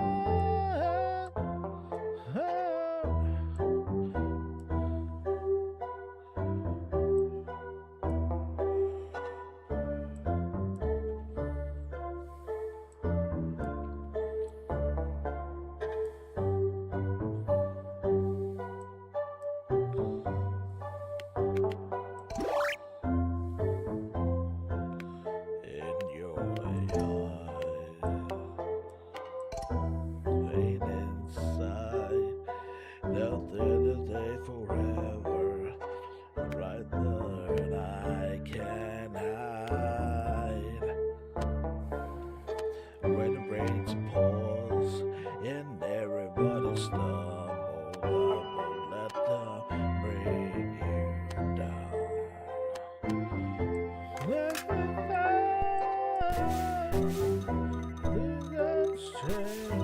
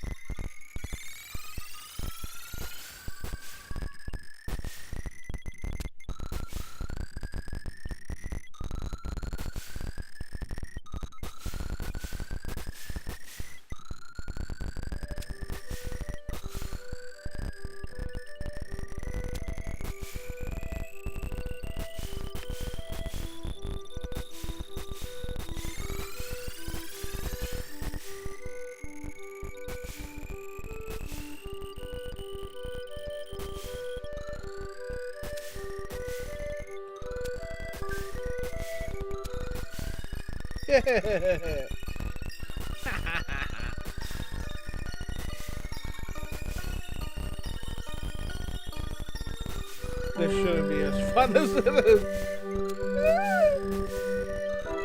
It should not be as fun as it is. What the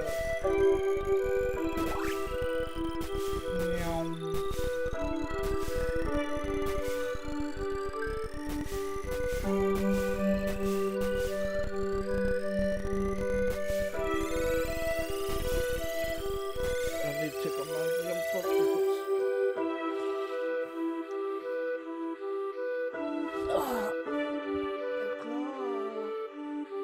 Come on,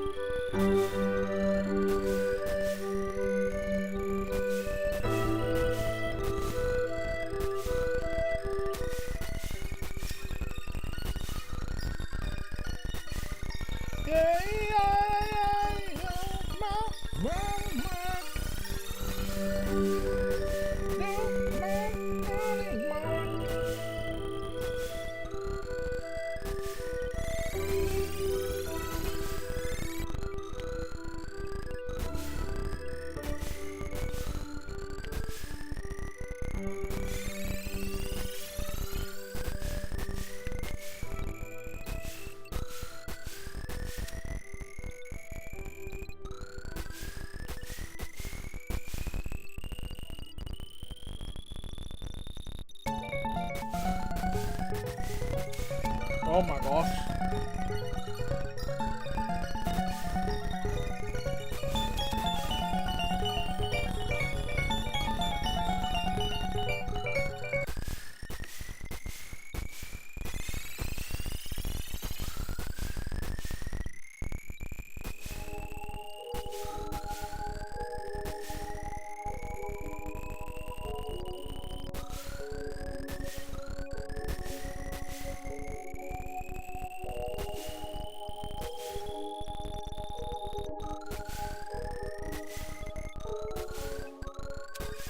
Oh my gosh.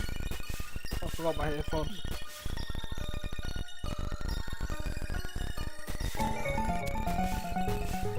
Oh my gosh.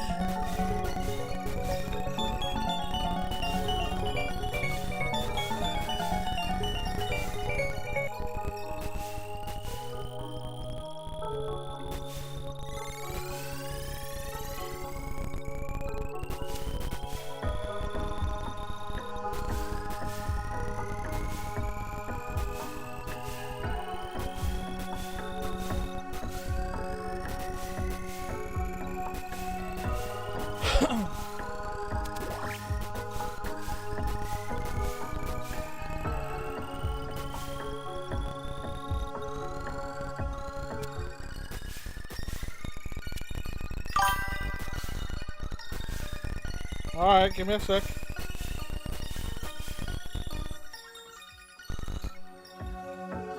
Oh, let me finish this,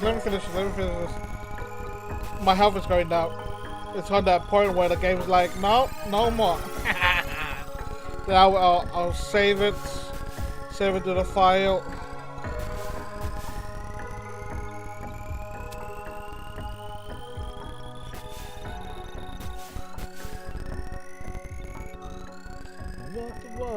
To the dark side of the moon. I know all I know had something nothing to do with you.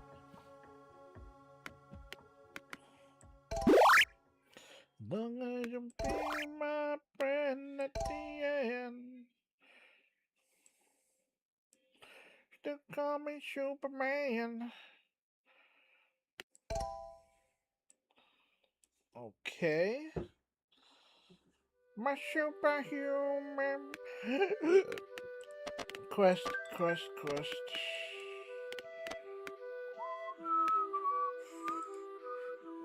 Save game. Save. Download save. Save. So your secrets I will keep, but you granted all the time. I never let you down. Me and you be dead, but you back on solid ground. 734. Ah, delete.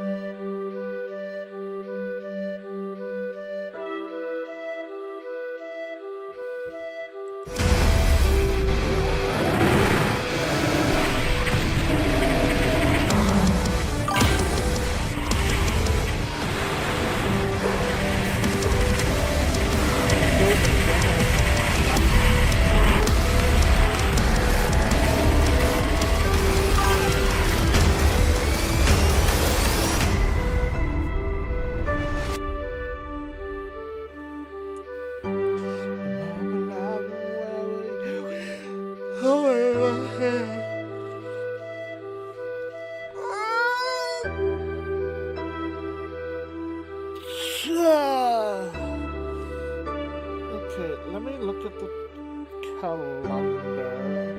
1, 2, 3, 4, 5. So 1, 2, 4, 5.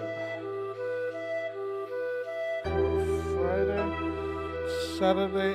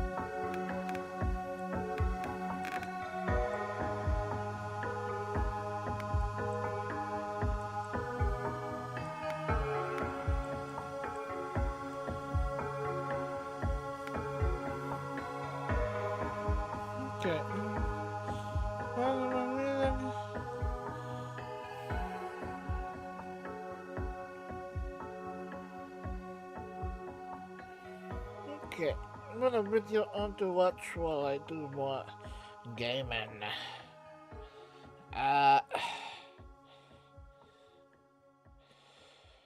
Baby, to me alive.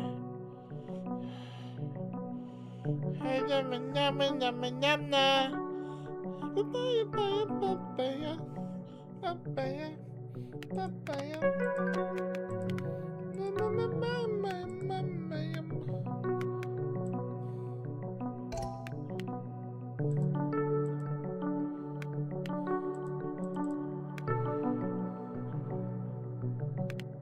Oh.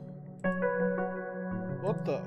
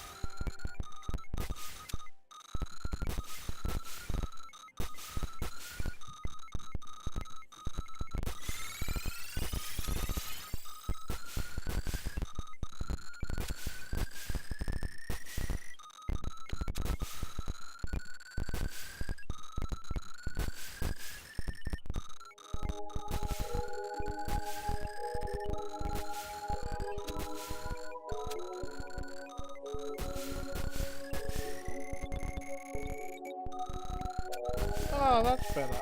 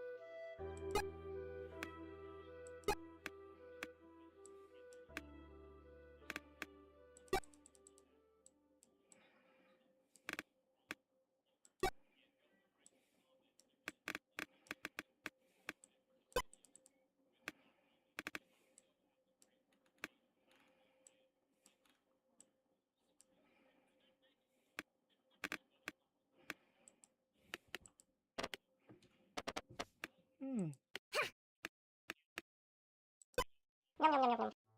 Nom, nom, nom.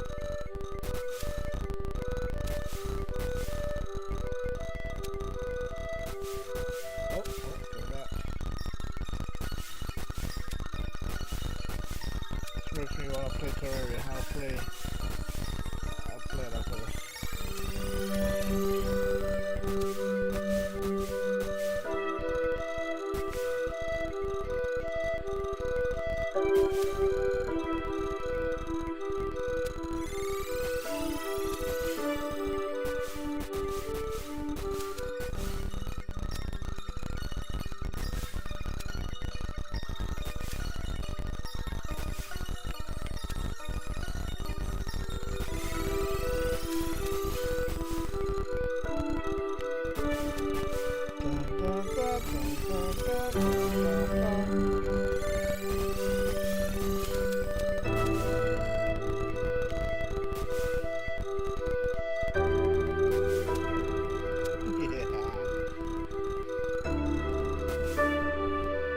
Oh. Okay, next ready.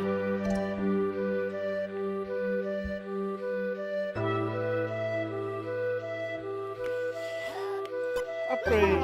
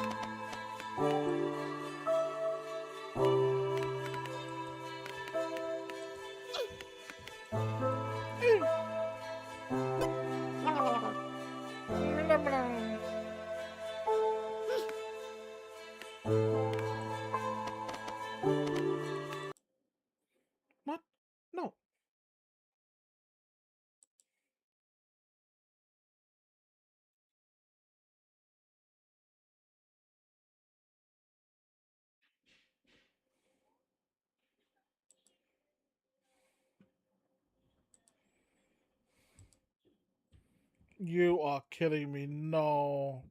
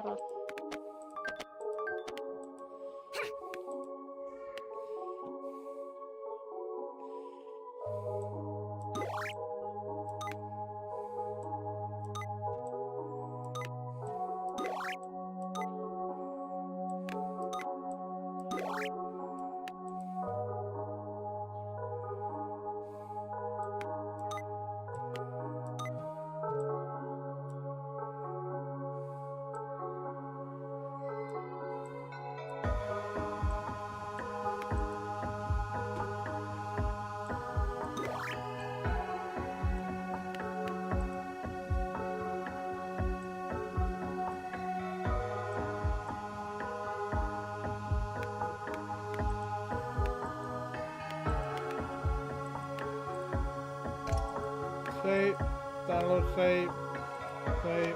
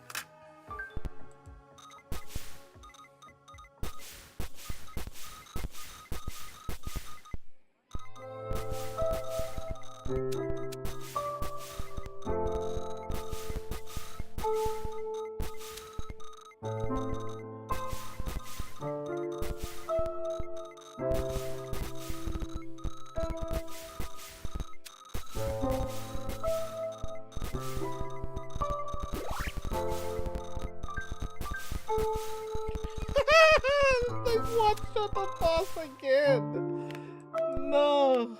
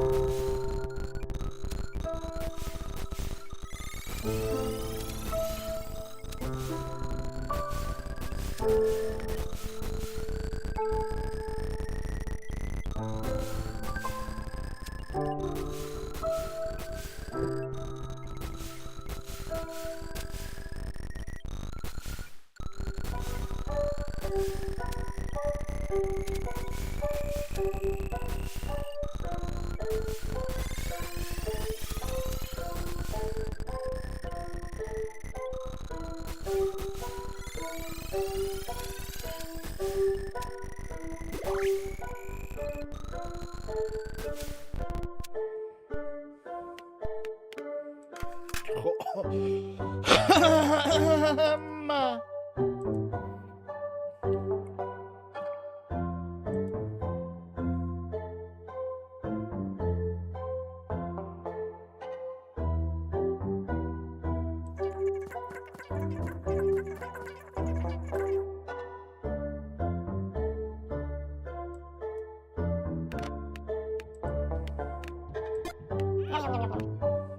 nom nom.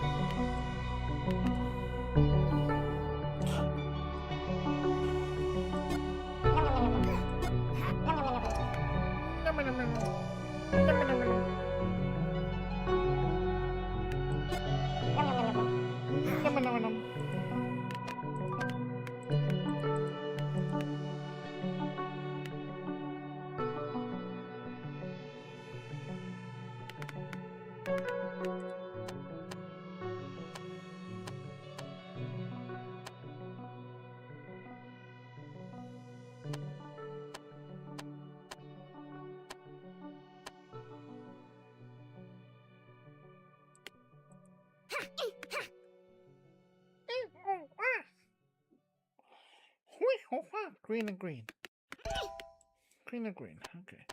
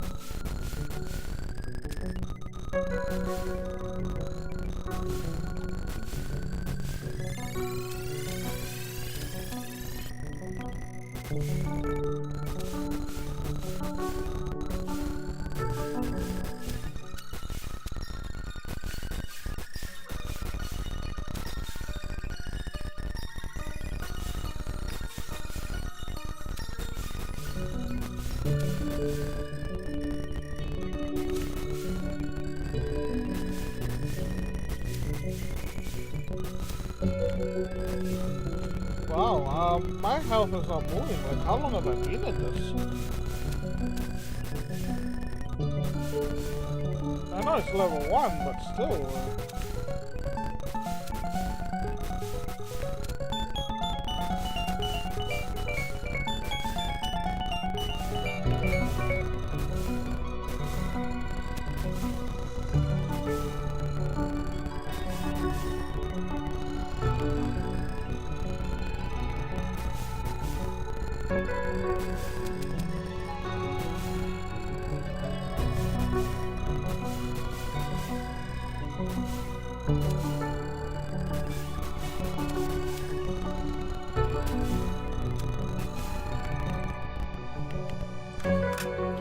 Oh my gosh, it took way too long.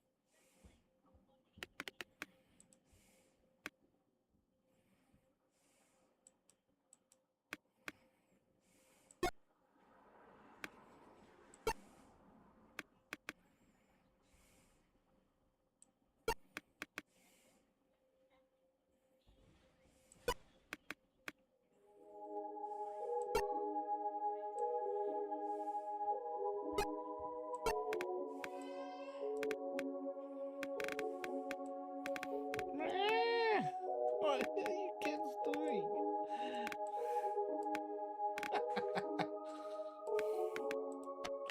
Questo. Incesto.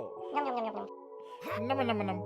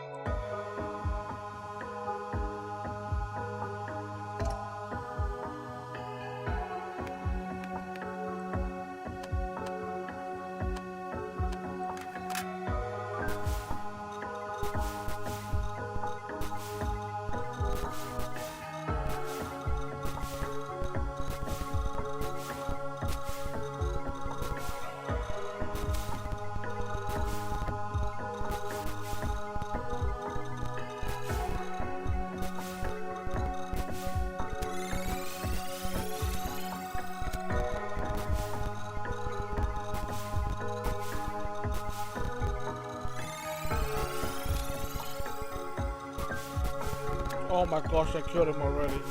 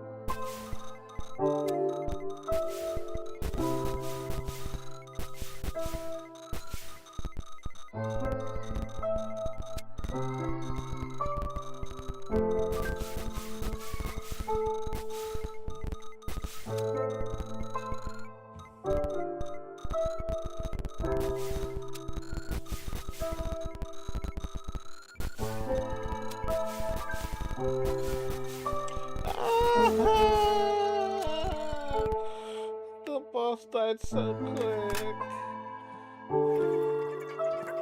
I once witnessed a divine storyteller in action. A penguin of mine was the kindest of all, the most generous, the most caring. Death after death befalls this penguin. Every man.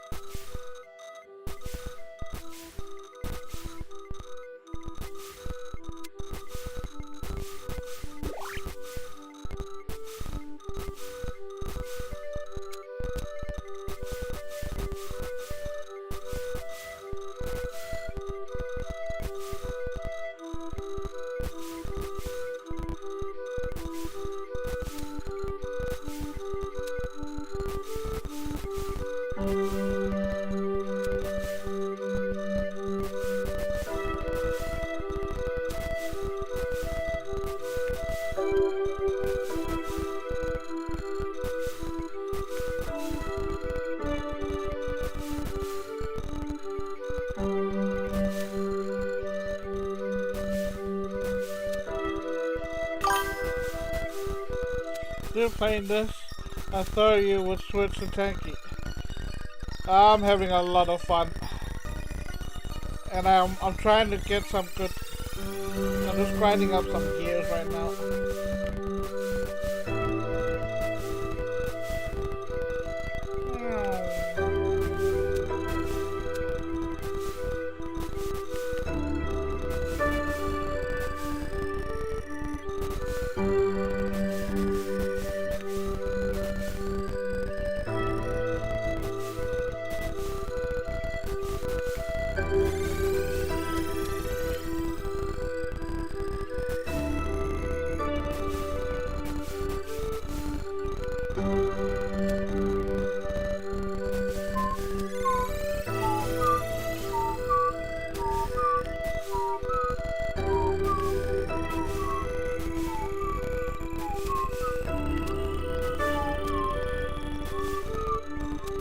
I've been one-shotting all the bosses, by the way. It's so funny.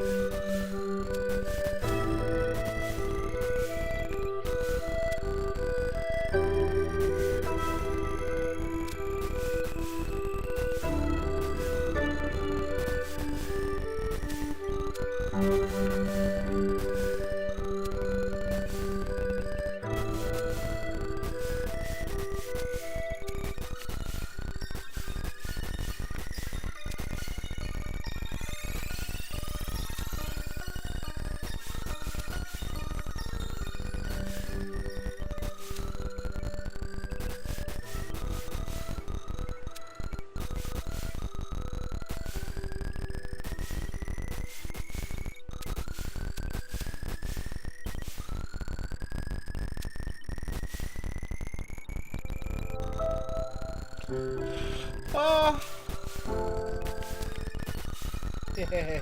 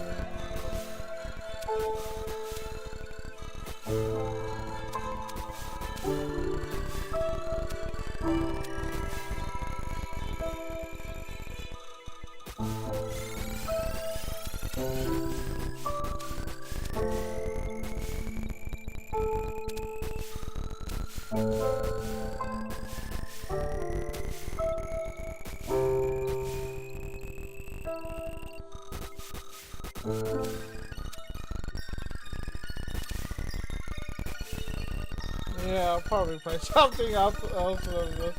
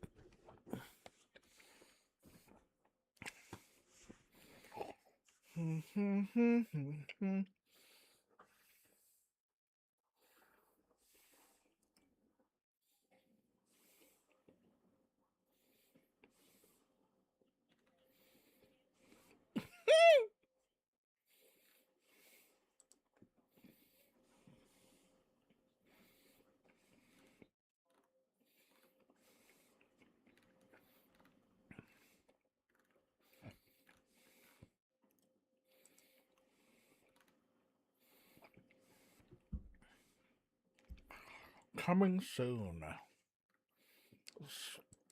So goddamn fun.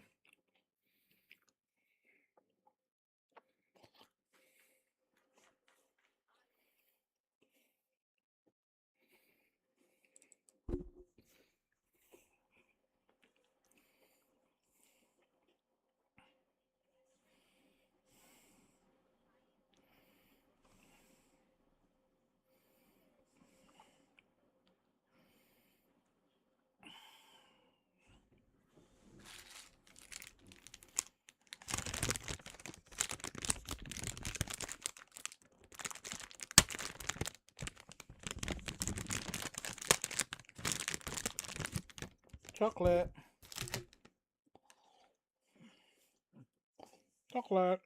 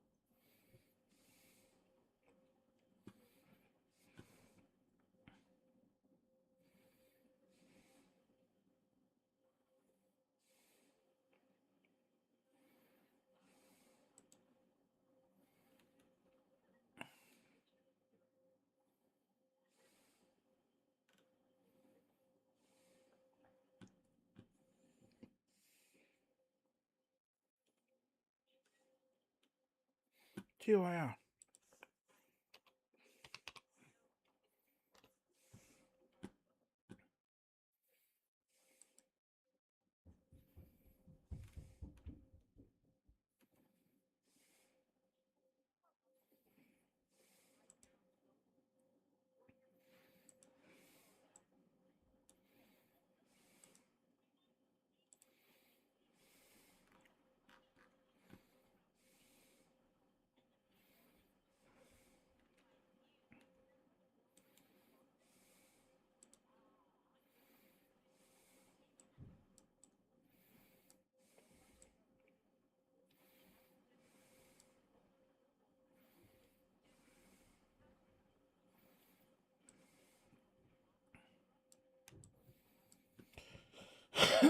No, thank you.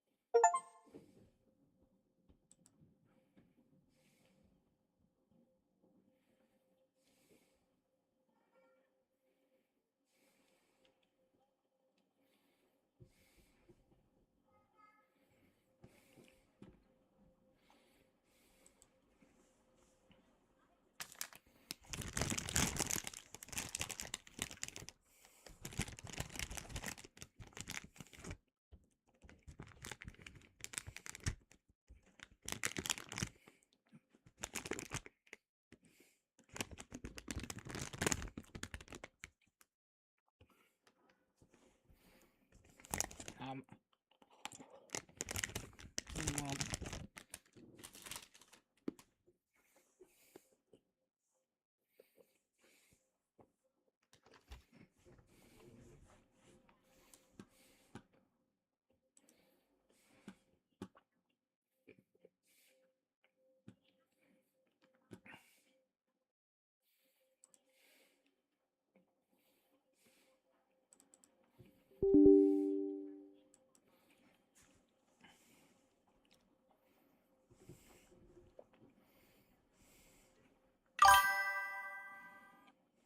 Hi, long time.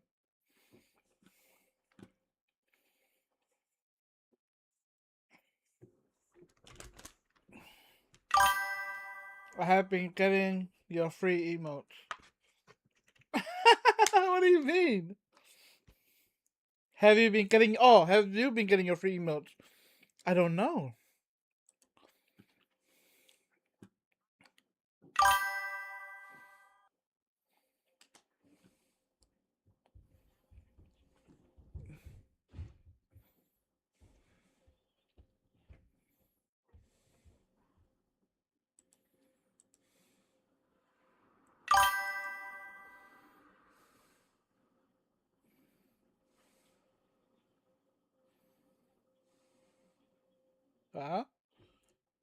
Uh oh.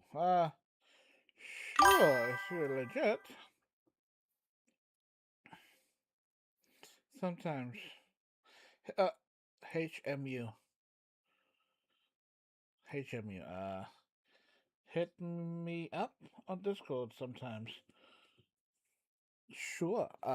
Okay. Well, hold on. So on. If I just go. Check. Okay, you know, let me just go on my phone real quick.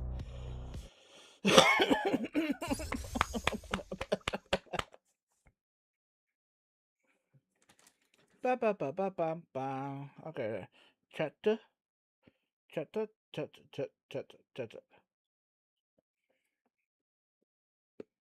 I'm level 6. How am I level 6?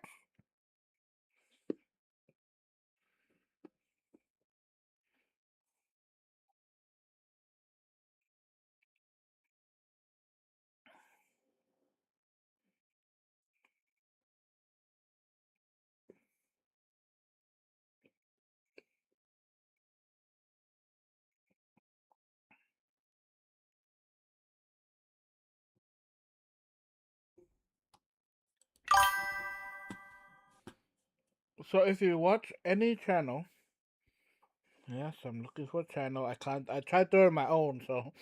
I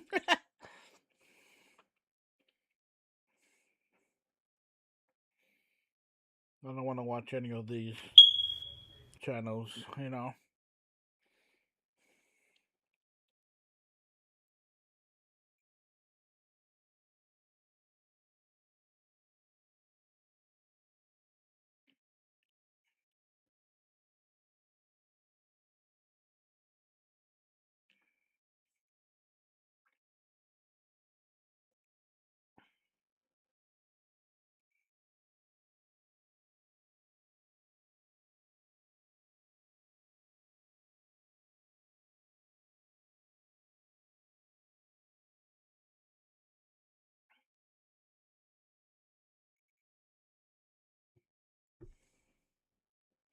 Man, shut up.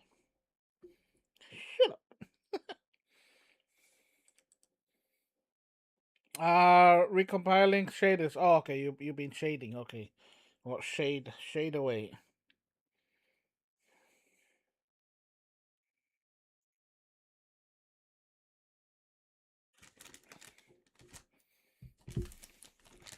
I got the offer. You. Chocolate, chocolate, chocolate, chocolate. So get her research your options. What options? I have not seen the options.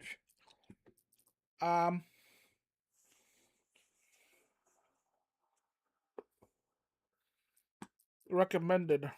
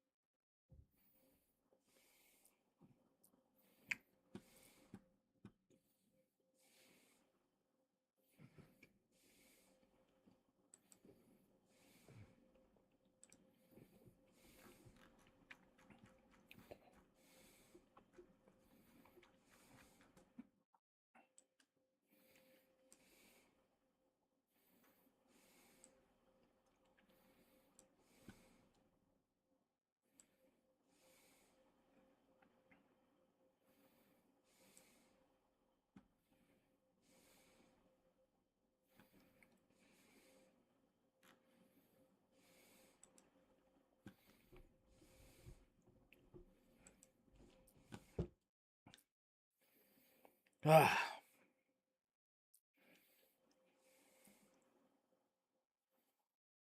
For the best connection. Fine. I'll go with that. Hardware survey opt-in. Hello and welcome to Tier.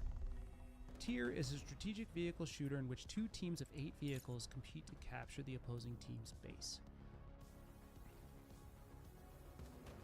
If you're new to strategic vehicle shooters, they reward thoughtful, methodical play over twitch reflexes or run-and-gun tactics.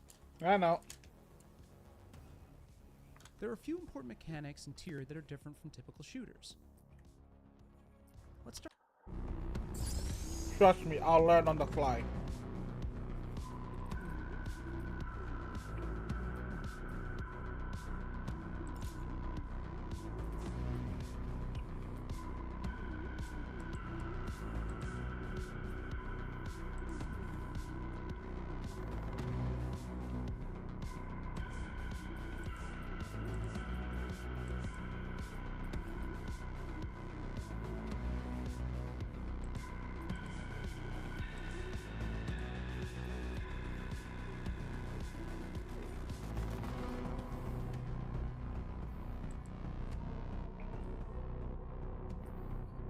Oh.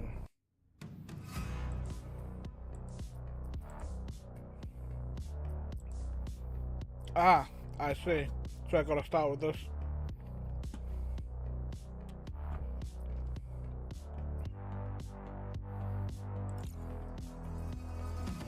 I'll go start with this then.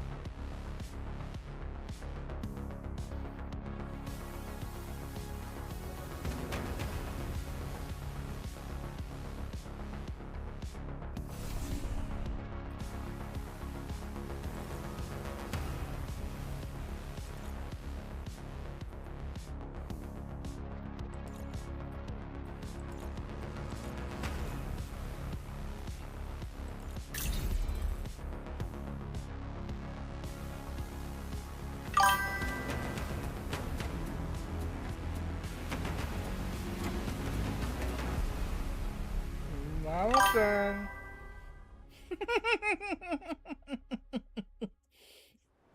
You're just enjoying a new emote, huh?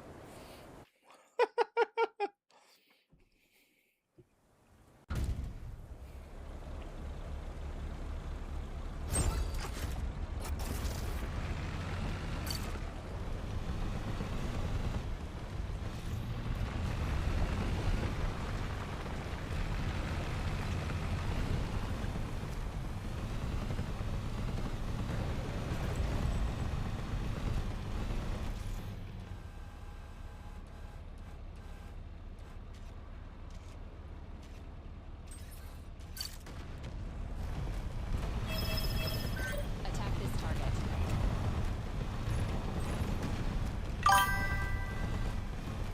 Oh no, it's running like ass.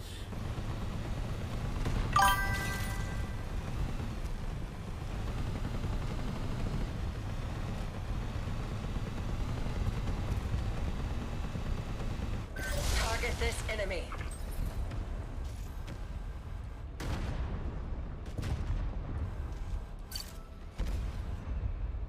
Shoot this enemy.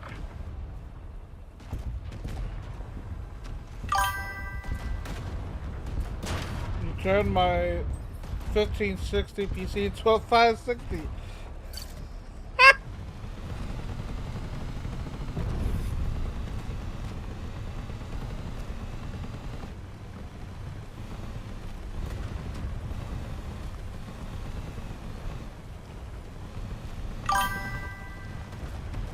The game is running at 10 FPS. For you?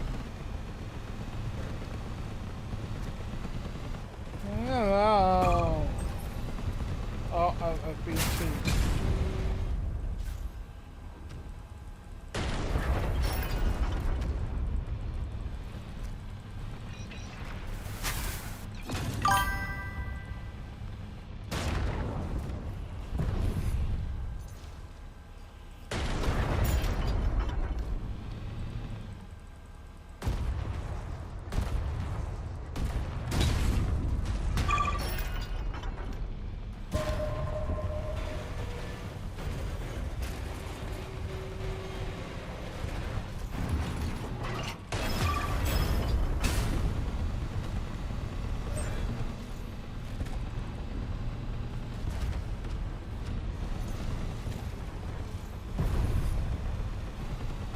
Okay, I am lagging.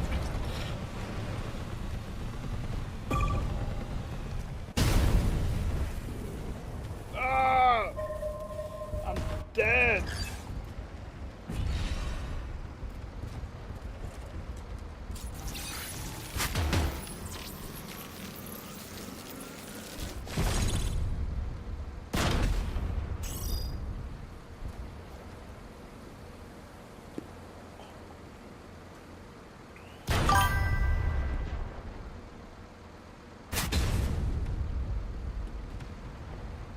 Ah, fine.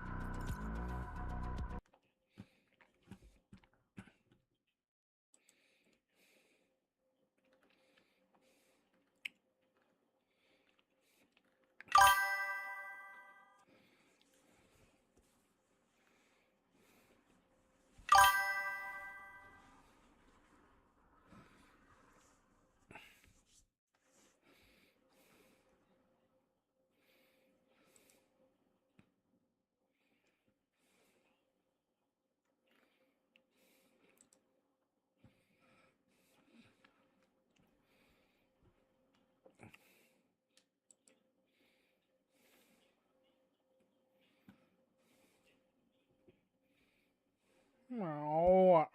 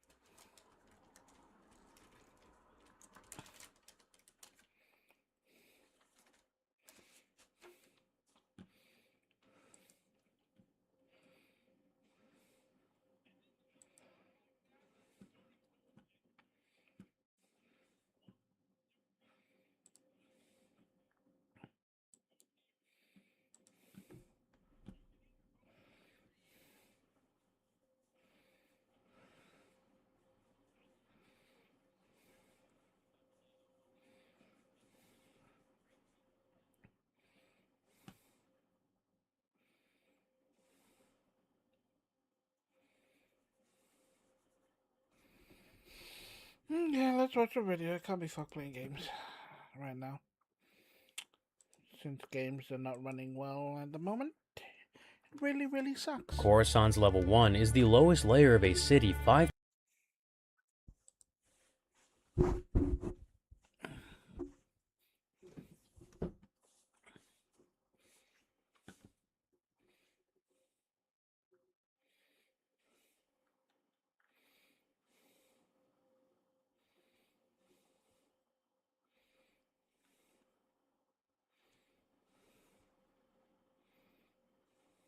No!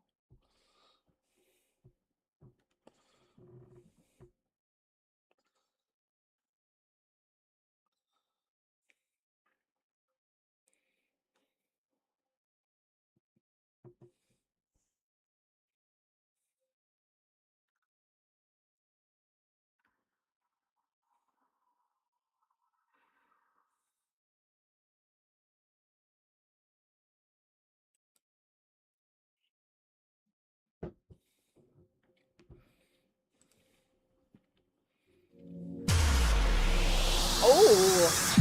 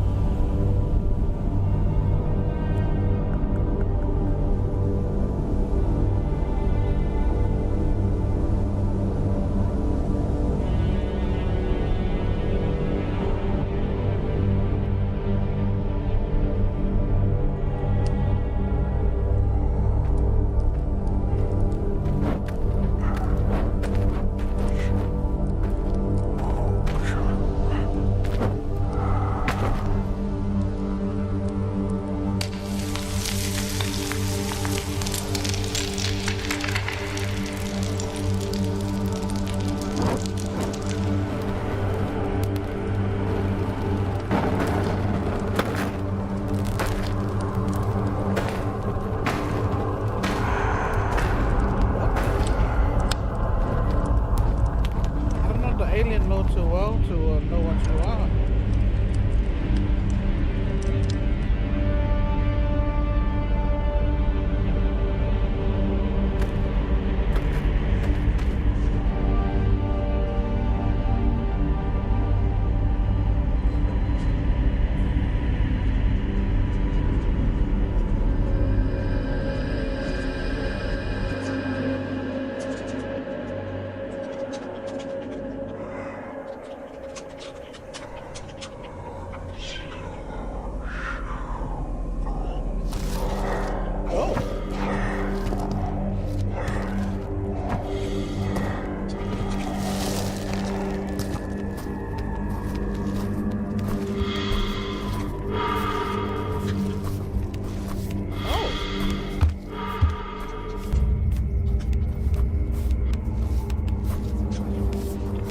Aliens take on traits of what they kill.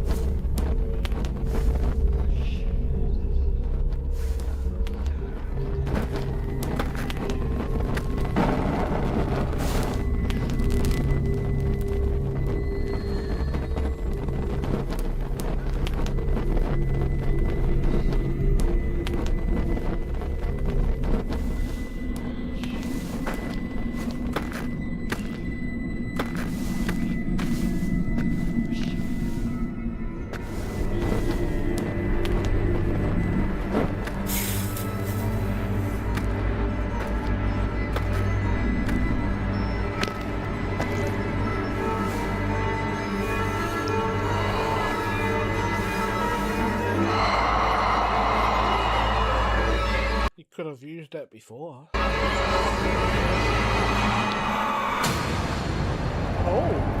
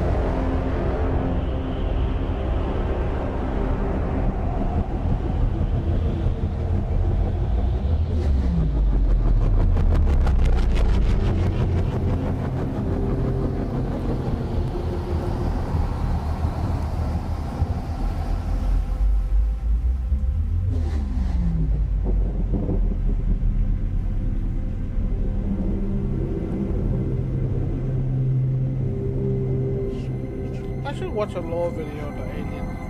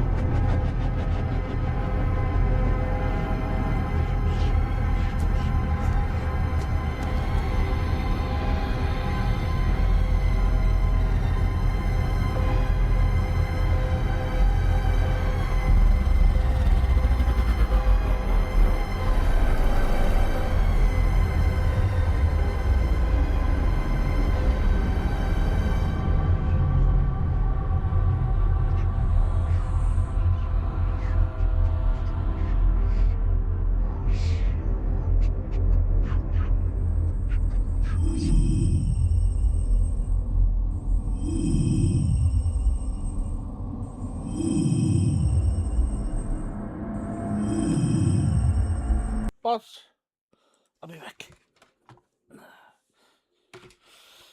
I need to check on somebody. Somebody who likes to start wandering now. I know it's nighttime.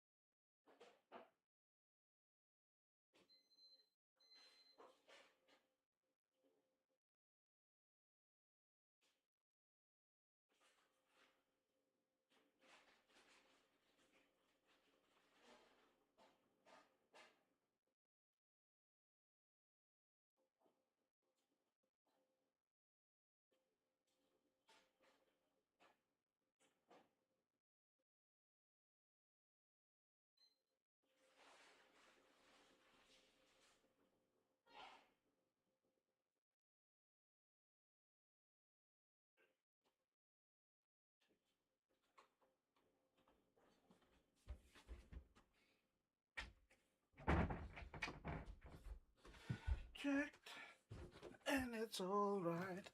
And I put some nuggets into the fryer for me. Into the hair fryer.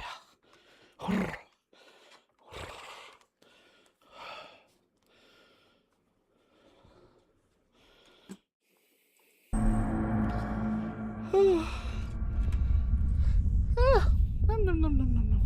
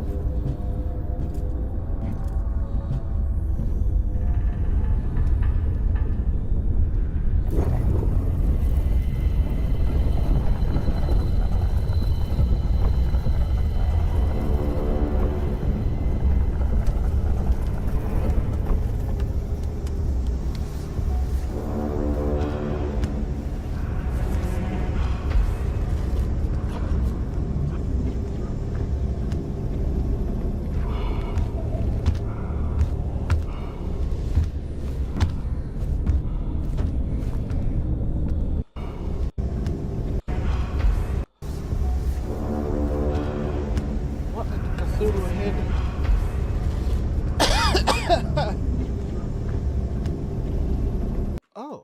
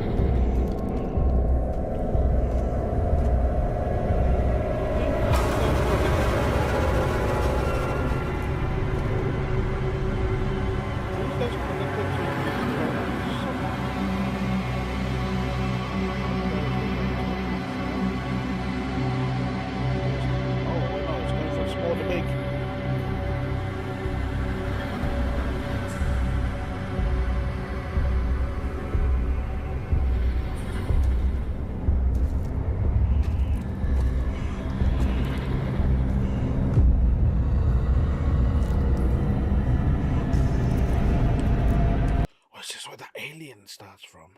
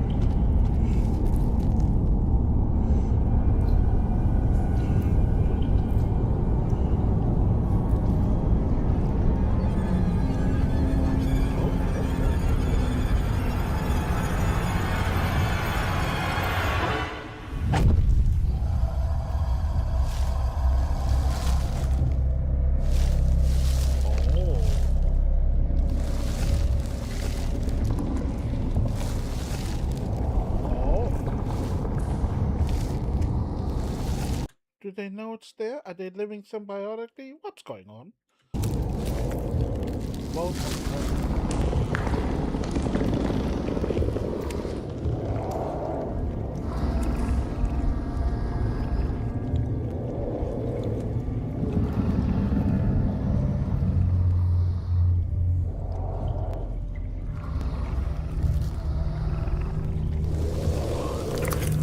Queen?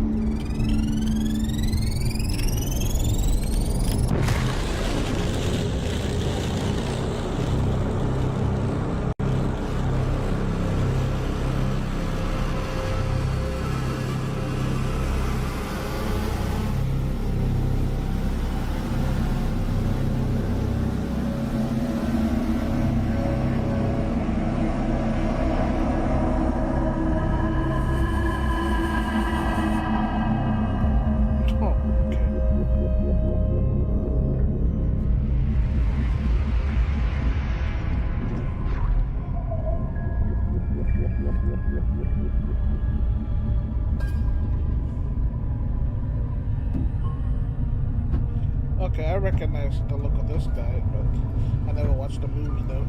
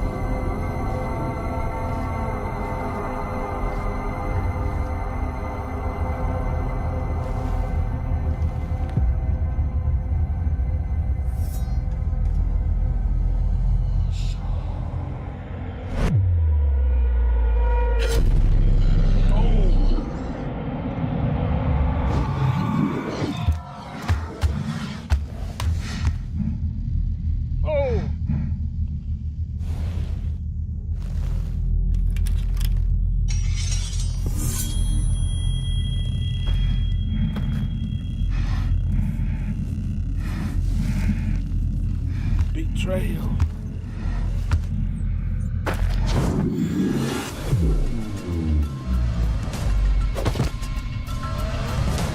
Oh,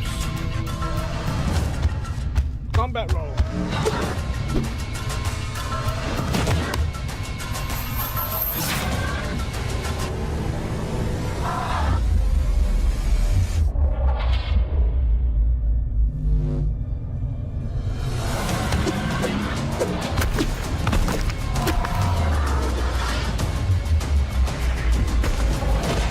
Combat roll.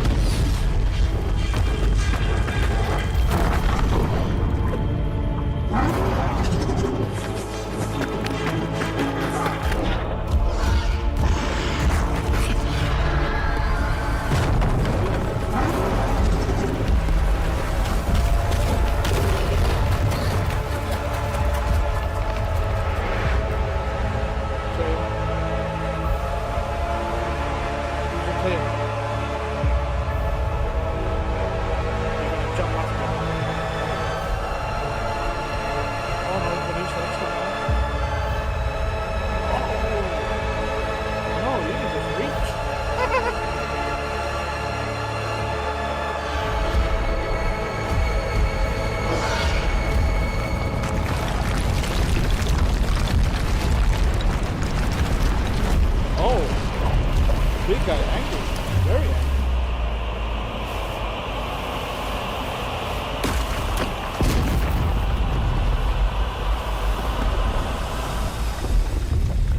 Come on, so he's still alive. Oh my gosh, I forgot to go this way. I'm an idiot.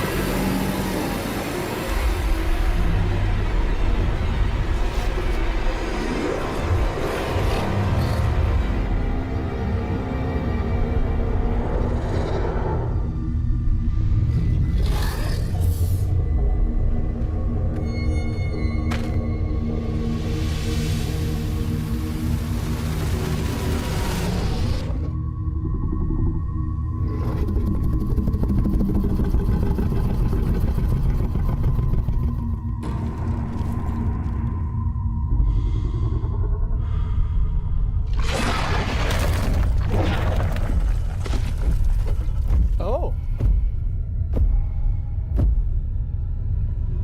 Okay.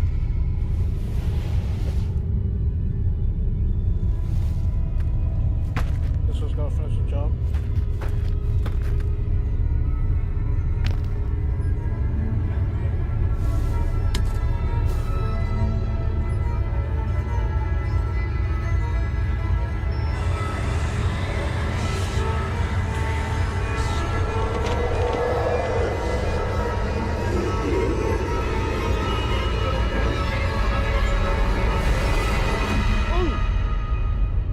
How disorienting.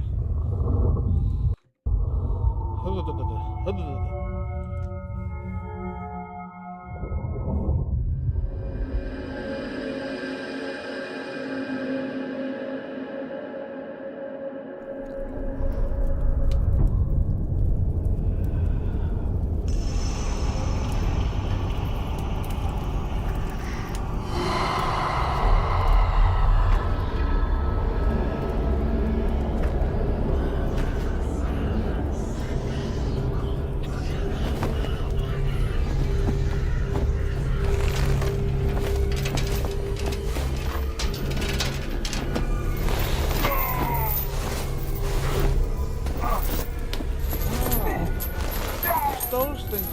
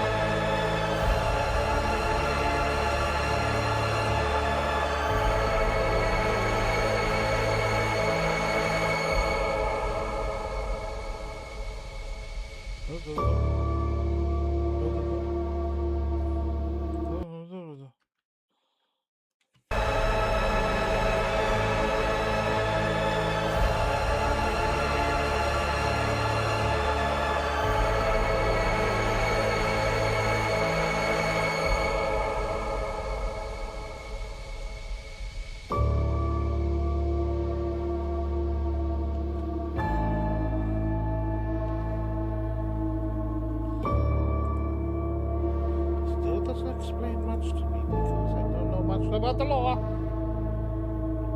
The faceless Antagon.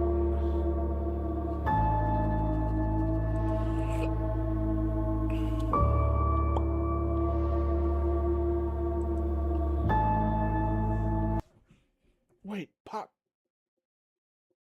There's multiple pots.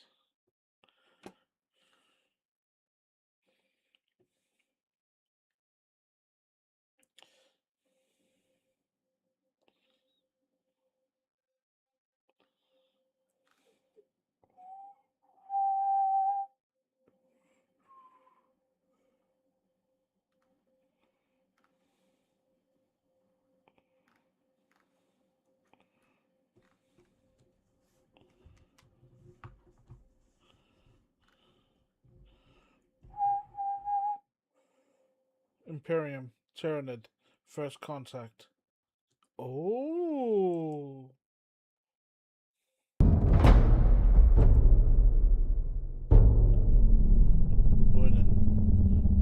Loyton. The grim darkness of the far future.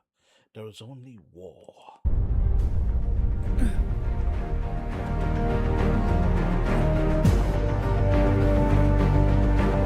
Tyranids are creatures from our darkest nightmares. But remember this.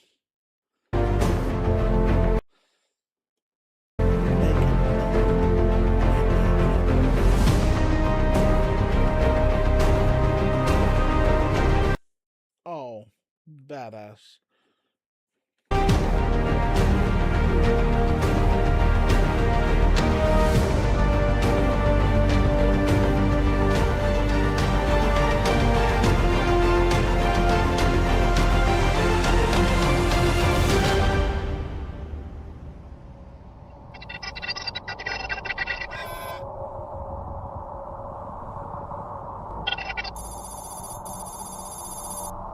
Planet, Tyran, Ocean World, Imperial Research Station.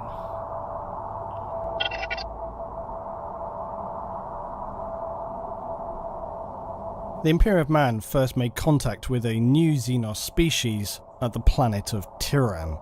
Imperial explorators, who are Mechanicus tech priests committed to exploration and exploitation of new planets and regions in the galaxy in the name of the Imperium, discovered a strange phenomena where planets previously recorded as lush and verdant were now barren husks. Not even a single cell of life remained. While this disturbing fact was immediately reported, the slow-turning cogs of the Imperium's bureaucracy was, as with most things, likely to raise not much more of an interest than the lift of an eyebrow. Stranger and more deadly things are likely occurring at almost any time than a planet simply just becoming a dead rock. Still, as the explorators would continue to report these strange dead worlds, a fleet of Xenos previously unrecorded would be drawing ever closer.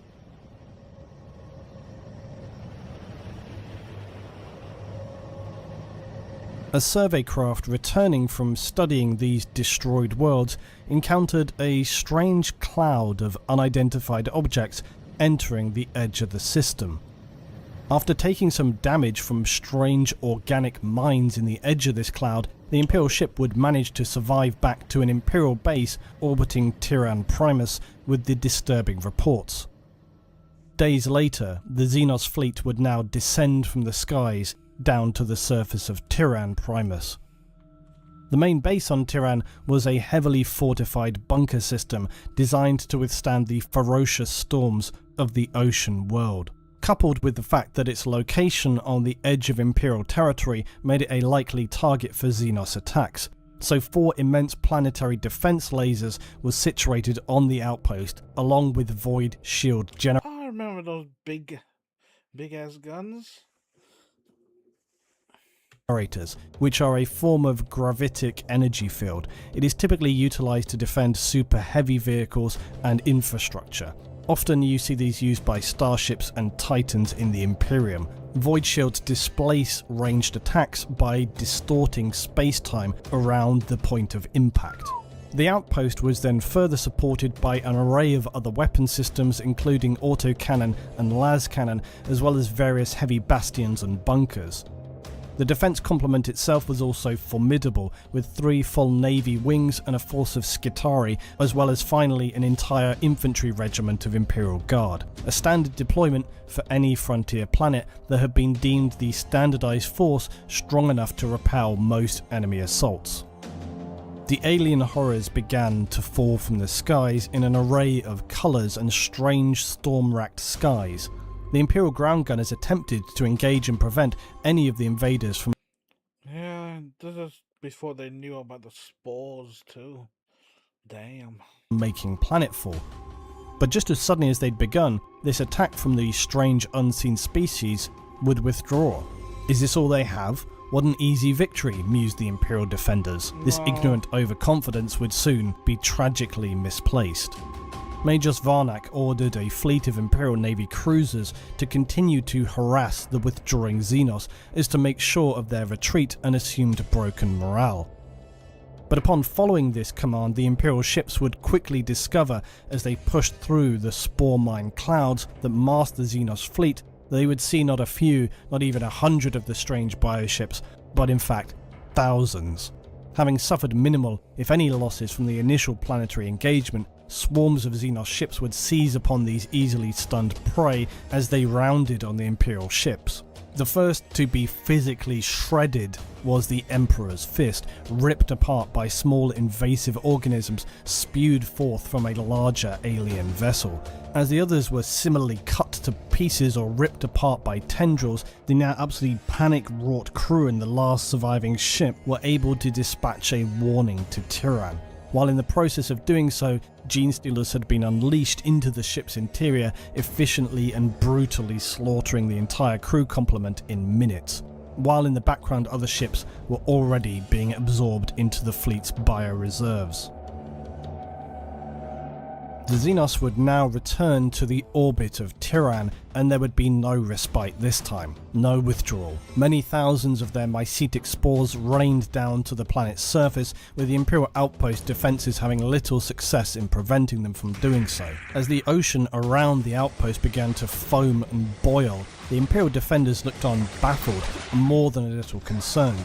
What kind of horror was this attack? Soon enough their answers returned, as aliens the likes of which had never been seen before sprang from the watery gestation. Imperial Guard would quickly turn to their instinctive training. Damn, how horrifying that would be, man. How horrifying that would be. And even were successful in repelling the first waves of attack by these savage alien creatures. No doubt bolstered by the fact that among their number were Guard veterans from the Imperial death world of Katashan, a nightmarish jungle planet. The lower bioforms of the attacking Xenos were little match for most standard Imperial weaponry, and the Gaunts and Gene Stealers would be significantly decimated. Things though began to quickly unravel. Yeah, I feel a butt in there. As one of their planetary defense lasers would fall silent.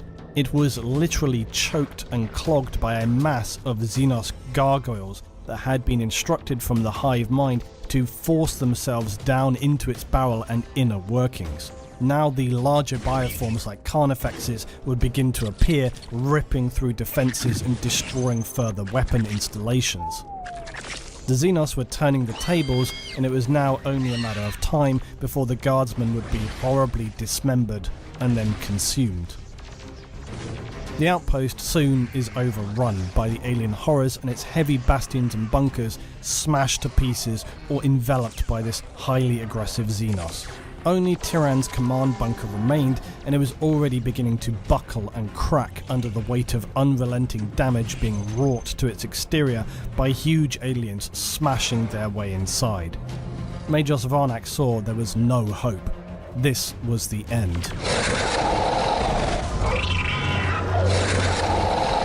The few remaining Imperial Guard in Skitarii would fight down to their very flesh and bone before these savage invaders would seethe and flow through the command bunker's corridors. Major Varnak would pray to his Omnissiah before sending a data codex deep into the lowest levels, specially constructed as a kind of black box for the outpost. This data would be their legacy to the Imperium of Man, its records providing essential information for the Imperium and humanity.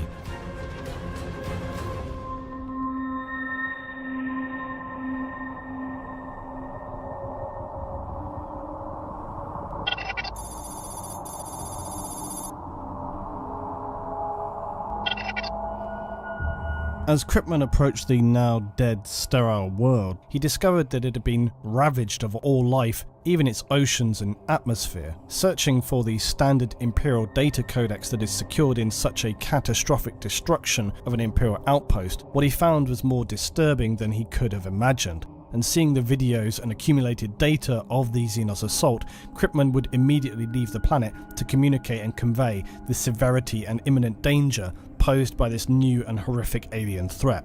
A horror he would subsequently name Tyranids. The planet of Tyran would hold the morbid honour of now becoming their official designation. Inquisitor Krypton attempted to use his astropath on board to project a vision of his discovery to the Imperium's network, only to discover that this was not possible. Something was preventing the astropath from communicating. This, of course, was the psychic disturbance caused by the Hive fleet. So he instead proceeded to the next nearest Imperial planet of Thandros in the hopes of establishing communication, only to discover this world had also been ravaged and was now a sterile, dead planet. As is often the case with planets in the Imperium, sometimes entire worlds are lost without anybody even realizing it until years later. Eventually, after successfully establishing communications, he was ordered to proceed to the planet of Macragge, the Space Marine chapter homeworld of the Ultramarines. The alien fleet would be designated Behemoth.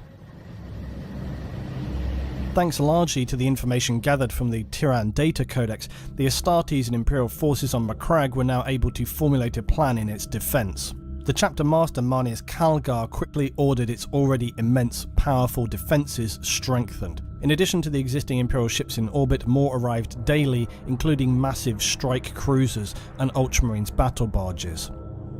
One thing was for sure, the Tyranid threat would have a far more challenging battle to be fought here than at Tyran and Thandros. It would not be until a month later that the Tyranids would finally begin to assault Macragge. Over 1,000 of the Xenos ships had been present entering the system and had now already ravaged the garden world of Prandium, a former lush paradise, a garden world, a glory to behold, and now a broken wasteland of death. Even with Krypton's warnings, the first-hand accounts of the previously lush planet being turned to dead rock, Calgar was taken aback by the devastation of the Jewel of Ultramar. In Calgar's preparations, he would form 3 massive armies on the surface of Macragge, and as the first spores would begin to fall, the powerful Astartes regiments would begin their stand against the alien horrors. Calgar himself had formed the largest of these 3 armies and would carry out repeated rearguard assaults to wither and crush the Tyranid swarms. But the unrelenting weight and force of the Tyranids could not be suppressed, even with the power of the Ultramarines on their home planet. On the planet's surface, Titans stalked the land, obliterating any alien swarms in their path. The ferocity of the Tyranid assault was something never seen before by the Astartes, and some even saw the colossal Titans be dragged down to the ground before being brutally torn to pieces by the blurred forms of Claw and Chitin. First Company veteran Ultramarines would lay waste to these foul Xenos horrors, but deep inside their bunkers, holding every piece of ground until it could no longer be held, but slowly retreating inside their fortress. The attacking Tyranids would be relentlessly slaughtered like an Oh. Damn. I mean, these Tyranids are horrible, but this is a whole nother story. Of alien bodies exploding, disintegrating and being vaporized by the unwavering but slowly withdrawing Astartes. As the fighting became ever more brutal and desperate, with much of Calgar's defense forces now slaughtered, one of the final battles would be fought on a location known as Cold Steel Ridge. The previously masterful rearguard army of Calgar here would find their match, as the hive mind had learned and adapted to his battle tactics. To compound the situation, the Tyranids would deploy a bioform later classified by the Imperium as a Swarm Lord. This massive creature was one of the final forms to lead assaults on Tyran and Thandros. Using the power of the hive mind, the Tyranids' previously mindless, animalistic, furious assaults now became viciously focused, even tactical. Over the remaining hours, the Swarmlord would launch attacks again and again, killing scores of auxiliary troops in the most savage and horrific ways imaginable, no doubt in an attempt to horrify and break the human enemy. Torn apart, flayed, penetrated, dissolved, eaten alive, inside or out, the carnage continued on and on until the powerful Astartes began to appear outmatched by this previously mindless horror. Sensing victory, the Swarmlord along with Tyranid warriors thrust into the fight and engaged Calgar himself. As the Ultramarines circled to aid the Chapter Master, Tyranids lying dead sprung to life, evidently feigning death in a suppressed state by the Swarmlord so as to launch unexpected attacks on the now compromised Ultramarine defenders. Calgar would be torn and savagely injured by this assault, and the remaining forces were forced into retreating to the battle barge Octavius. One of, if not the strongest defences of Macragge was its polar fortresses and massive ground weapons that fired high into orbit, obliterating the Xenos raining down onto the planet. The Tyranids, now being highly aware of this concentration of firepower, proceeded to rain down thousands more spores in this polar area, and Tyranids would now begin to appear in even greater numbers, and the fortresses were soon seething with alien horrors.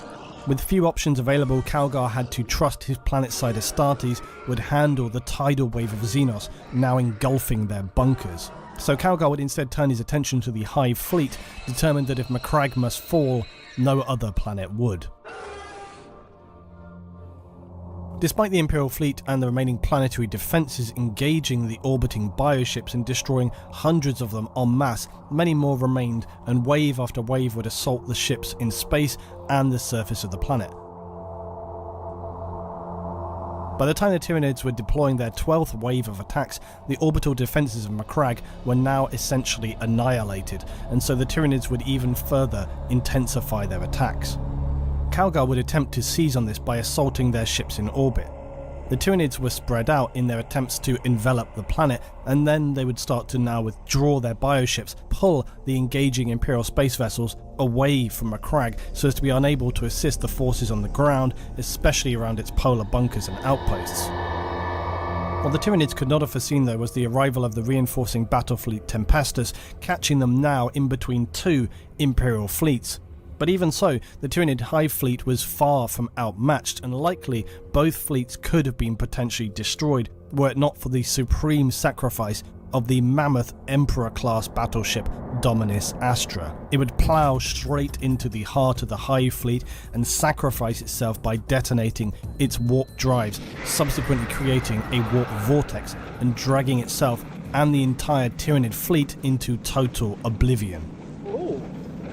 Calgar's remaining forces rounded to return to Macragge and save the few, if any, Astartes forces that had managed to hold out in overwhelmed polar fortresses.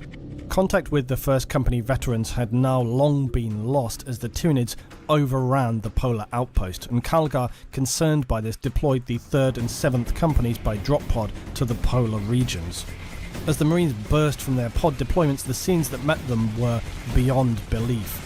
Hundreds of thousands of shredded and compounded Tyranid bodies lay piled as far as could be seen, and huge craters existed where plasma weapons and Titan reactors had gone critical, pocketing the surface of the land. Linking up quickly with any surface survivors, they pushed down into the depths of the outposts, clearing any Xenos they encountered. The 3rd Company, though, on landing was far less successful and came under heavy attack as soon as they made planetfall.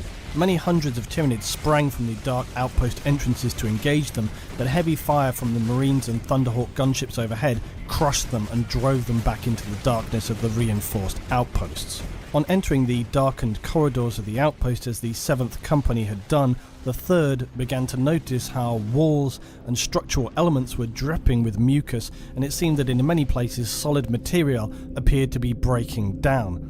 They would lay down heavy flame units through the corridors to clear their advances, slowly progressing deeper into the bunkers. As the third company continued to burn their way into the darkness, every step crushing alien chitin and acidic blood splashing everywhere, they slowly entered the deepest areas of the bunkered outposts in the polar region. And it was here that they would finally find the last remaining First Company veterans. A single circle of Space Marines in Terminator armor laying slumped back to back, having been savagely ended by the Xenos horrors. There were no First Company Ultramarines remaining. They had been killed to the last man.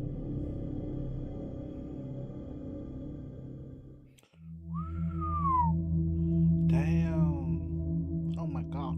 After the nightmare that was the battle for their chapter world, they faced the huge task of rebuilding their chapter, notably the veteran First Company, which had been so brutally obliterated. This task would be bequeathed to Chaplain Cassius, who would request to Calgar that the new First Company veterans be drawn from the ranks of those who had survived the tyrannic assault, as only they could understand this threat and the consequences of a tyrannic war. These elite veterans make up the now reformed First Company of the Ultramarines. The battle for Macragge is a bittersweet victory for the Ultramarines, having been successful against such a horrific enemy, but also suffering such devastating losses. The names of their fallen... So they even lost this many before even the traitorous chapters came into being. Holy shit. Or was it during? I gotta find out. brothers are commemorated each year, and their sacrifices are remembered throughout the Ultramar system. And so the Tyranids would not be seen for over 200 years, until without warning in 993 of Millennium 41, a new invasion fleet would appear. Hive Fleet Kraken, which would now engage with simultaneous attacks on planets throughout the system. Eventually this assault would also be repelled, but the Tyranids would again be detected by Inquisitor Kryptman in 997 of Millennium 41, only 4 years later. Kryptman was able, by burning out Astropaths, to discern this new fleet Leviathan's intended course of attack through its targeted system. But despite some initial defensive successes, Kryptman would order the act of Exterminatus on the world of Cordelis, the next planet in the Tyranids' path, so as to reduce their ability to increase their biomass. Despite Imperial Navy objections, Kryptman would succeed in carrying... That means the whole planet gets destroyed, right? I think. ...out his Exterminatus to the planet and its population with virus bombs. This catastrophic level of civilian deaths and his lies to the Ultramarines would enrage them and other Imperial forces. Worse would be to come though when Kryptman would order the single largest self-inflicted atrocity in Imperial history, when he would order a system-wide scorched earth tactic by using Exterminatus on every planet within the reach of Hive Fleet Leviathan, so as to effectively starve them of biomatter. He would later, due to these actions, be denounced as a traitor to the Imperium and Carta Externis by his fellow Inquisitors. But Kryptman still held loyal allies within the Astartes' Death Watch, and the final fate of Hive Fleet Leviathan was far from over. The Tyranids and their ongoing tyrannic wars would change the Imperium forever, but there are many who believe that their invasions of the galaxy have only just begun. Further examination of Imperial records after the tyrannic wars had begun revealed disturbing facts. Facts that suggest the Tyranids had been around for a much longer period of time, and that predatory creatures like the Katashan Devil and Fenrisian Kraken are actually ancient descendants of Tyranid hive fleets, perhaps long since abandoned or forgotten by the Hive. Records of the Ordo Xenos of the Inquisition have suggested Tyranid contact as far back as Millennium 35.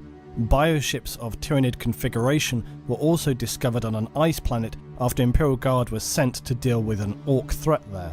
Tyranids would burst out attacking the guardsmen sent, but they could not understand how this was possible, as no Tyranid ships were in orbit of the planet. Eventually they realized that as long ago as 7,000 years, a full Tyranid hive ship had crashed into the planet and remained dormant ever since. The prospect of it reanimating and sending out psychic distress calls is something that they could not allow to happen. Eventually the Imperial forces are able to destroy the hive ship by enabling massive volcanic eruptions which consume and destroy the trapped ship and all its horrific inhabitants. But these events suggested that the Tyranids had been present even earlier than Millennium 45, perhaps anything longer than even 1,000 years prior, and it also penetrated further into Imperial space than was previously thought. The prospect of other deliberately hidden or preemptively placed hive ships was a greatly concerning realization. But it's also possible that these earlier fleets were defeated and repelled by another race like the Eldar. The Tyranids are one of the most severe threats to not just the Imperium, but the entire galaxy, and even though they have wrought terrible destruction through the first fleets that have appeared, a much worse possibility exists, that so far the Tyranid hive fleets are just initial tendrils. They are really scouting parties of a much larger and exponentially more dangerous main fleet, as yet unseen, still travelling through the void toward the Milky Way galaxy.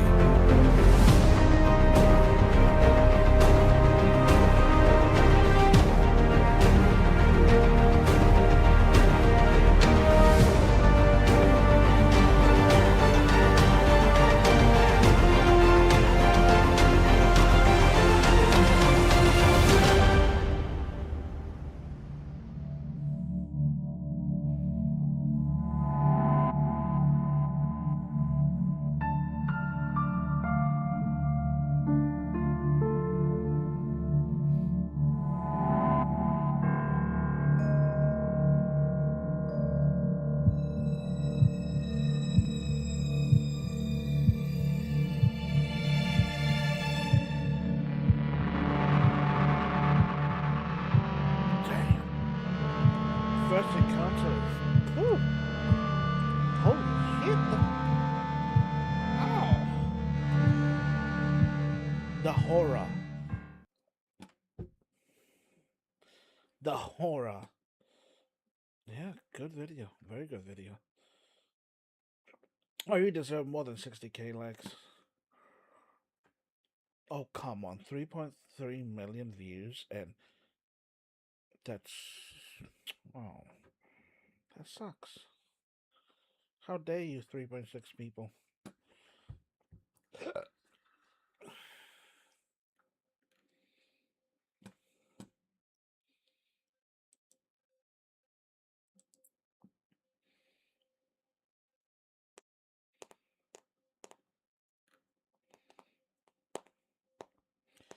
They are back. Trazin and Orican.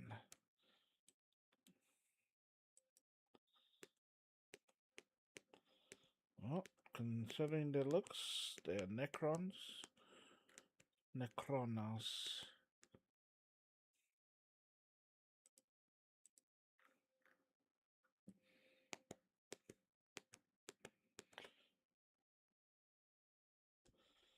John Carpenter's Ghost of Mars. Free movie. Ice Cube, Natasha Henridge, and Jason Statham. I'm gonna watch this later.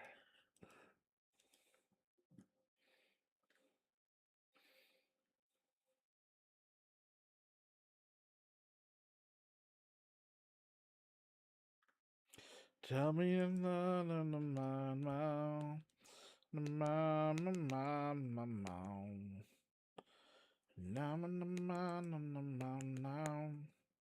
Right now is an amazing time to be an RTS fan. The genre hasn't been this promising since the late 90s. Perhaps I can explain, Mr. President. You've got brand new games pushing the genre forward, ambitious, experimental, genre-defining releases, but at the same time people are still grinding Age of Empires 2, still commanding armies in StarCraft, and still playing the classics that defined real-time strategy. Keep watching because these are the hottest RTS games you can play right now, and thanks to War Thunder for sponsoring this video. War Thunder. Command & Conquer Generals launched in 2003, and it's still one of the most played Command & Conquer games. The 0-hour expansion maintains around 1,200 concurrent players on Steam, which for a 20-year-old game is impressive. I first heard about this one in one of those pure ponage episodes back in the day. Shout out if you remember those. 0 Hour, which is like, you know, it's like the best game out there. But this game plays like an RTS version of speed chess, You pick one of 3 factions, USA, China or the GLA, and you wage 3D asymmetric warfare with completely different unit rosters and strategies.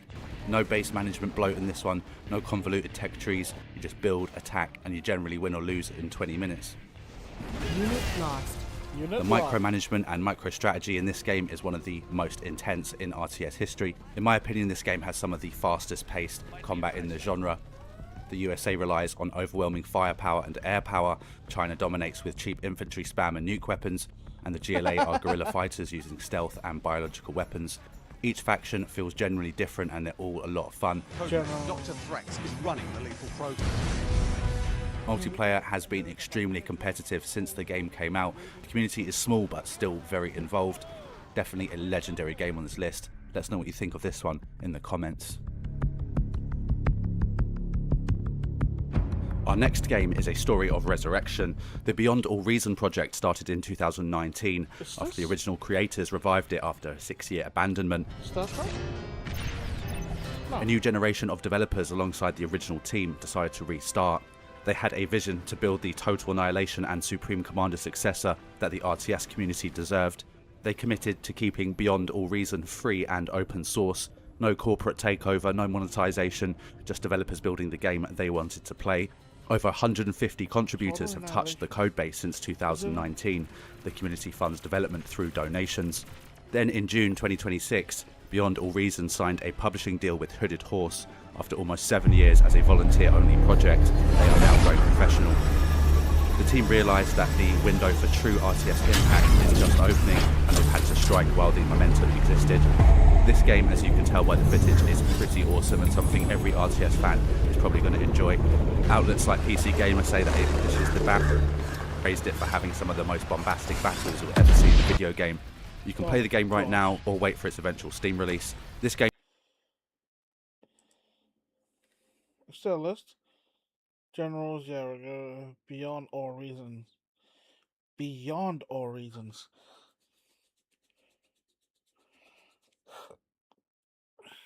game shows that community-driven passion generally still beats corporate budgets in the RTS genre. Definitely one to check out. Low power. Age of Empires 2, the definitive edition, has around 15,000 concurrent players on Steam at any given time, making it one of the most played RTS games right now. The definitive edition rebuilt the 1999 classic from the ground up with 4K graphics, new civilizations and quality of life improvements that modernized the game without breaking it. We turned back Persian ships once before, and we shall do so again! You build your economy, you research technologies, transition through the ages, Dark Age up to the Imperial, and you wage medieval warfare. The campaign is excellent, following historical campaigns across multiple civilizations. Multiplayer is absurdly deep, each with unique bonuses, units and playstyles. The ranked ladder has been competitive for years. You've got everything from casuals to professional players grinding ELO. AoE 2 proves that a 25-year-old game can stay relevant if you respect the source material and support it properly. Developers have released consistent balance patches, new civilizations and quality of life improvements. The esports scene is thriving with multiple tournaments and prize pools. There's always something new to learn and to optimize when you play this game, new unit combos to discover and new strategies to master. It's the gold standard of RTS games, and that's why it deserves to be on this list. Let us know if you're still playing this one. Age of Empires has a supernatural cousin, Age of Mythology. The retold, remastered version launched in September 2024 and immediately hit 20k concurrent players. This is a full remake of the 2002 classic with 4K graphics, 13 playable civilizations, mythical creatures and god-powered heroes.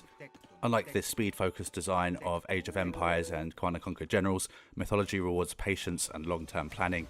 You worship gods, summon myth units, centaurs, hydras and titans, and leverage divine powers to turn the tide of battle. Offers something a little bit different, a little bit spicier than its medieval RTS cousin.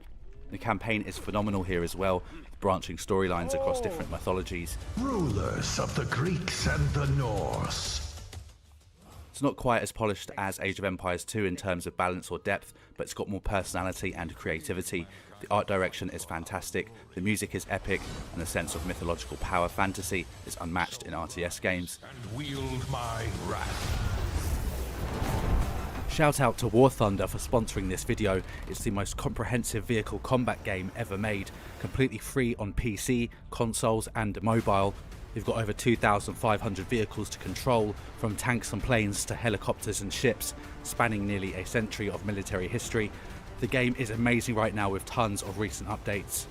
War Thunder has insane attention to detail. The damage model is one of the best in the industry. Individual engines, weapons, crew members are all simulated. When you destroy something, you can review an X-ray view to see exactly where your shot penetrated. You can play arcade for fast action, realistic for balance, or simulator for pure realism. Join a worldwide community of over 95 million players by using my links in the pinned comment and video description. New and returning players that haven't played in the last 6 months get an exclusive bonus pack for PC and consoles with premium vehicles, 100,000 Silver Lions, 7 days of premium, and the Eagle of Valor decorator.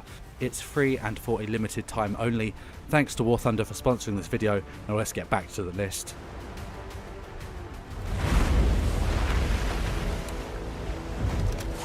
Company of Heroes 3 might not be the most popular game in the series. Most people swear by the second game, but this one seems to be a bit more playable right now. Although the player base is significantly down from its March 2025 peak, the core community is solid. This is a real-time tactics game set during World War II, focusing on squad-level combat rather than base building. You command squads of infantry, vehicles and support units across detailed tactical maps, where terrain, line of sight and positioning matter more than unit count. The game is quite different from your traditional RTS. You're not managing economies or tech trees, you're controlling individual squads, riflemen, engineers, anti-tank teams, and coordinating their movement and abilities to complete objectives. The campaign is also quite good. It's story driven with multiple difficulty options. Multiplayer is where it's at though, ranging from 1v1 to 3v3 matches with competitive ranking systems. Company of Heroes 3 launched to mixed reviews due to bugs, balance issues and aggressive monetization strategies at launch. The community complained about cosmetic loot boxes. Developers did improve things over time, but the player base fractured. Many veterans stuck with Company of Heroes 2, which arguably has the more healthy community. Relic Entertainment continues supporting it, but the future content plans are unclear.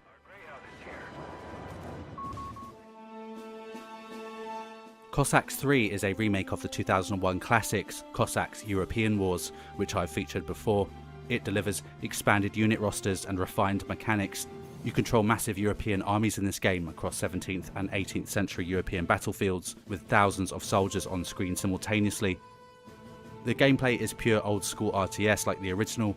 You harvest resources, build bases, research technologies and train units. The twist in this one is the scale. You can command up to 8,000 individual units in a single battle. Armies include pikemen, musketeers, cavalry, cannons and naval units. Terrain and positioning also matter here. High ground provides bonuses, formations affect combat effectiveness, and the game emphasizes historical authenticity. Unit types and buildings match their historical period. You play as 21 different factions, each with unique units and bonuses. Multiplayer supports up to 8 players with random map generation, and the competitive scene remains active with... Hold the phone. You have Command and Conquer Generals, 0 hour. Then you got Red Alert. And you got Tempest Rising up here. That's so funny. Tournaments and ranked matches.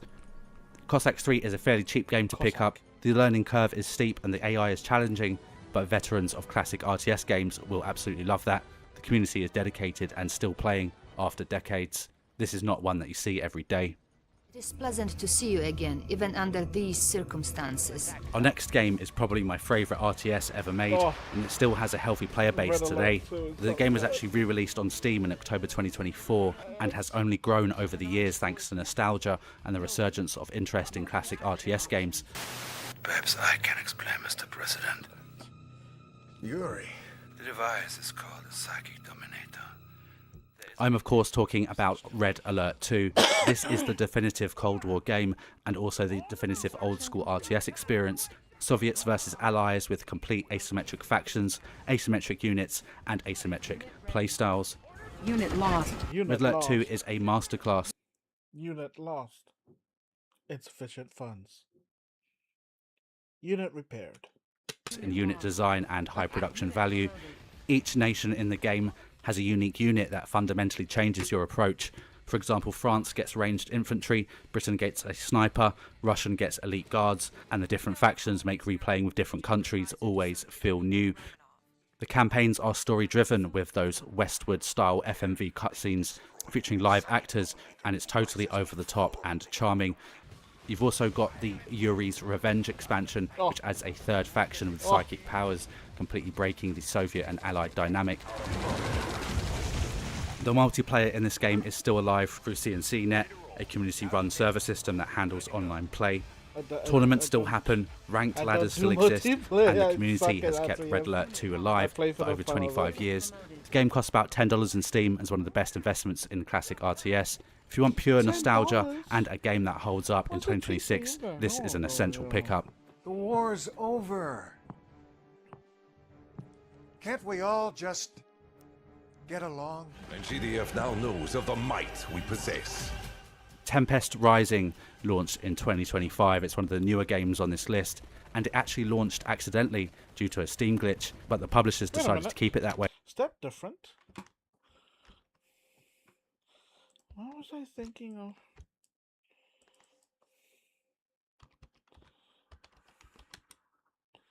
Oh, it is different, and it's on my wish list. Oh. Okay, I see. This is a spiritual successor to the Command & Conquer series, yeah, that's what I developed by thought. It was yeah. Slipgate Ironworks, with music composed by the Frank Kapasky himself. Amazing. You build bases, you harvest resources, train units, research technologies, and wage real-time combat. 3 asymmetric factions exist, the Global Defense Forces and the Tempest Dynasty being the ones you can play at launch. Each factions have distant units, economies, and playstyles. The GDF have conventional military, and Dynasty are desperate underdogs using biological warfare. Aye, Commander. Let's build up that base. The campaign features 2 11-mission storylines with cutscenes between missions. The story revolves around the mysterious Tempest vines that appeared on Earth after a nuclear war.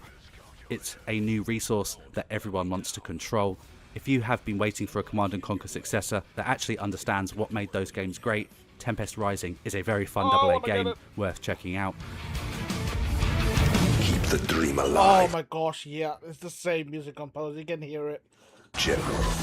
So good. Farthest Frontier is a simulation RTS hybrid from the creators of the RPG Grim Dawn. This is a medieval survivor city builder where you establish villages, manage resources, and grow settlements. You have to defend against the elements, animals, and bandits. Gameplay focuses on city building simulation and survival. You're placing buildings, farms, sawmills, granaries, and barracks, and you assign workers to tasks. I'm adding this. That sounds amazing. So it's not a normal RTS, but a survival one. I'm adding it to my list. That's on my wish list. And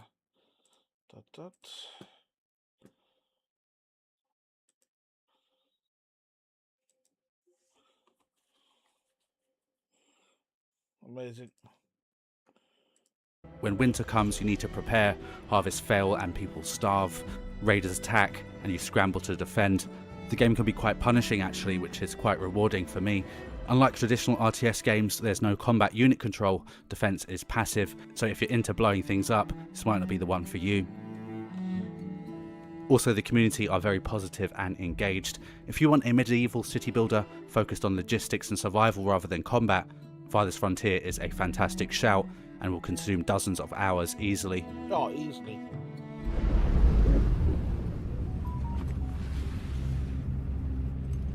Total War Warhammer 3 is one of the most epically addictive strategy games ever made. It's the massive bloated cousin of what the other 2 games provided. You're managing empires across a huge campaign map while fighting real-time battles with thousands of units simultaneously. The game is absolutely jam-packed with content, 40 plus DLC packs adding units, lords and entire factions. If you're not familiar with Total War, you manage economy, diplomacy, religion, technology in a grand strategy map. But when armies meet, combat switches to real-time tactical battles, effectively giving you 2 games in one. The depth is staggering and kind of overwhelming at times. There's only one thing about this game that I don't like, and which is the difficulty. I find the game way too easy compared to Warhammer 2. They've also removed a lot of the hardcore features. Still, there is fun to be had if you pick the right factions. It's complex, it requires serious commitment, and there's a steep learning curve. Warhammer 3 is definitely one of the best strategy games you can ever play. Chris Taylor made Total Annihilation in 1997. A decade later, he decided to make its spiritual successor. Gas-powered Games spent years developing Supreme Commander in secret. When it launched in 2007, it was jaw-dropping. Massive maps spanning 40 by 40 kilometers. Back then, the graphics were so demanding that it required top-tier hardware just to run. It was actually a technical marvel and design masterpiece. You commanded giant armoured command units that served as both your commander and your builder. The scale here was completely unheard of at the time.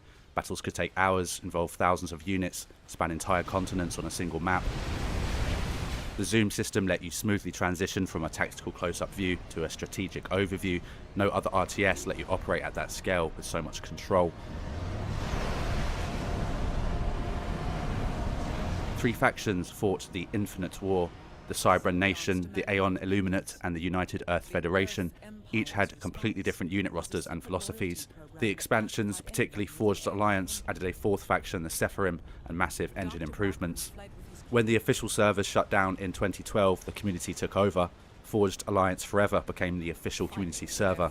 Players still organise tournaments, maintain a ranking system, and run matchmaking. Nearly 15 years later, Supreme Commander is still being played competitively.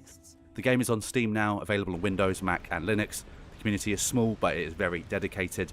Supreme Commander inspired every epic scale RTS that came after: Planetary Annihilation, Ashes of the Singularity, and now Beyond All Reason. This one sits in gaming history as an RTS that refused to scale back.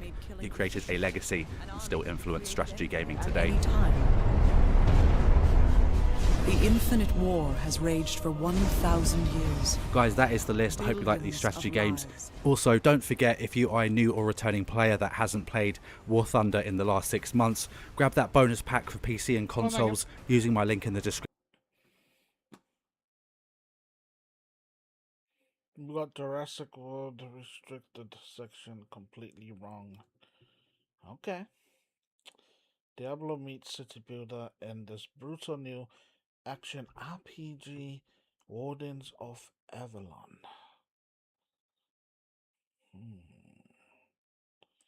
Avalon gets used a lot, doesn't it?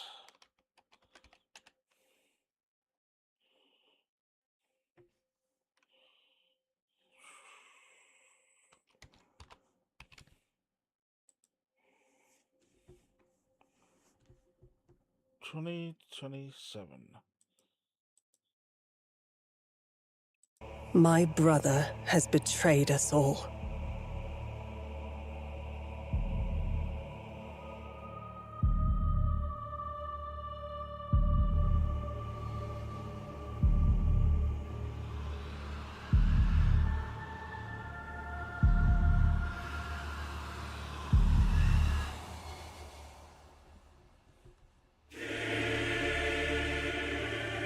His legendary Knights of the Round Table. Oh, it's Arthur the bad guy? That is cool. Have all fallen prey to corruption. Or have simply disappeared.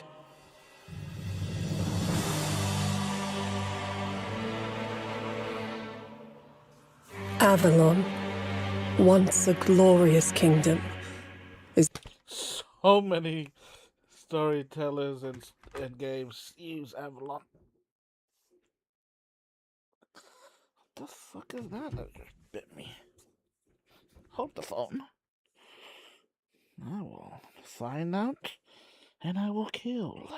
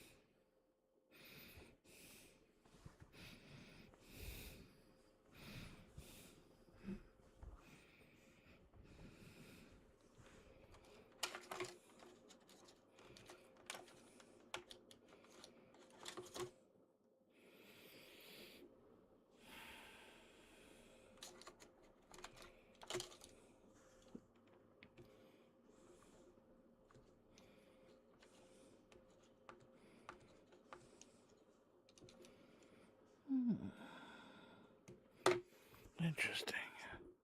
Is now falling into despair, and corruption ravages the land. Thus, I have created the legend of the Twilight Knights. For salvation will not come from a single knight, but from many.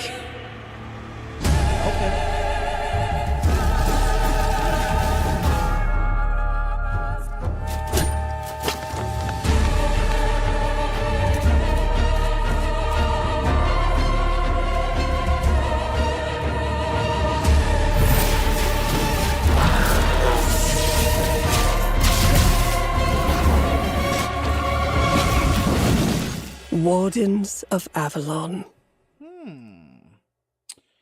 Interesting. Let's wait and see.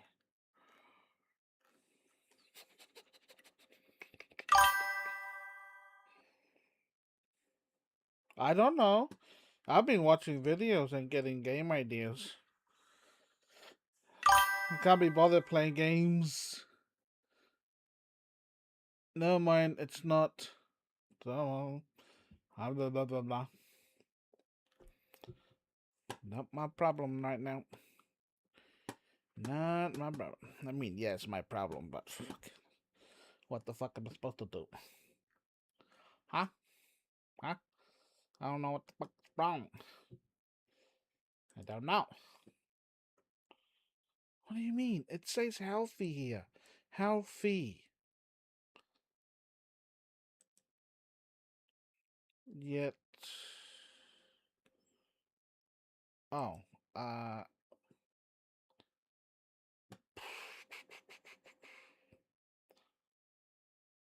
Yeah, no. I think you're right.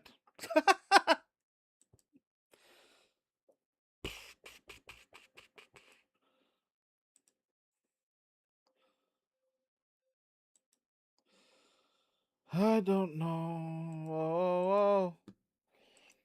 I'm just gonna end stream then. I don't know what's going on.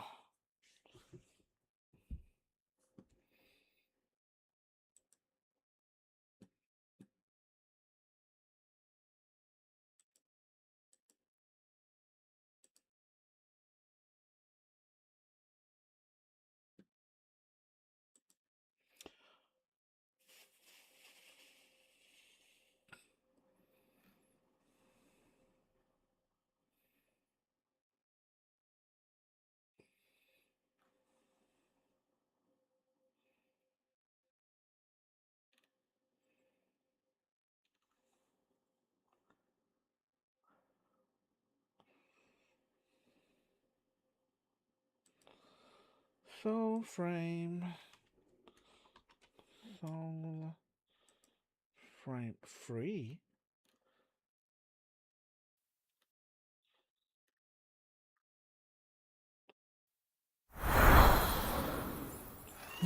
In Ebbing Spring.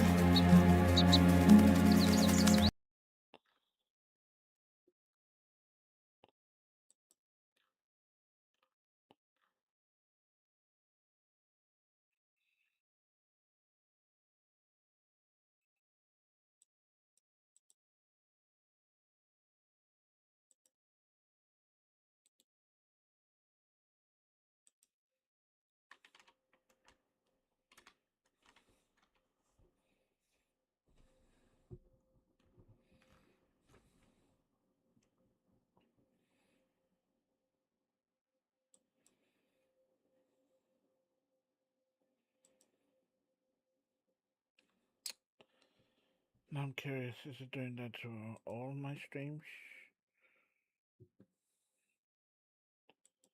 Okay.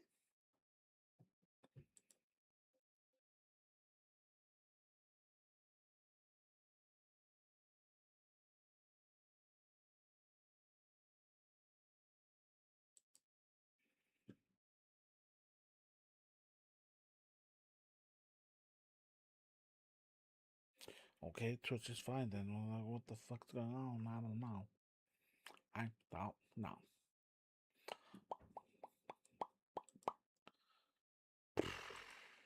don't know. I don't know. Mom, me.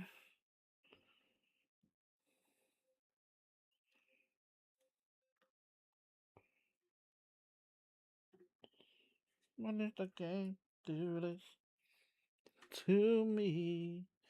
I don't know. I don't know. Yeah, yeah, yeah, yeah.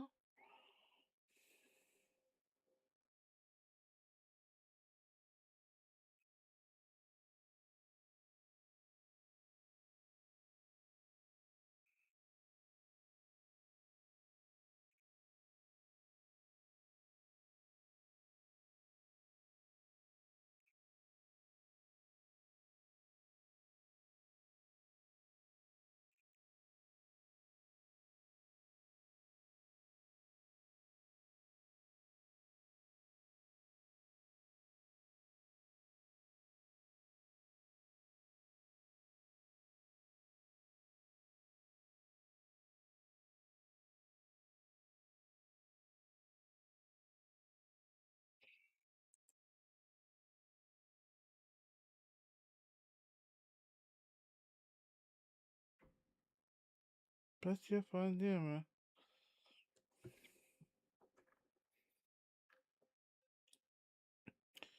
I've never found anything like this in the ocean.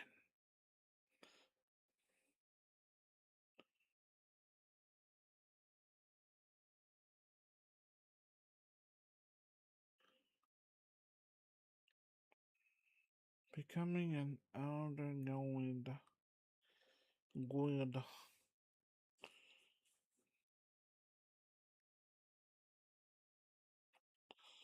Like a fuckwit, that's why.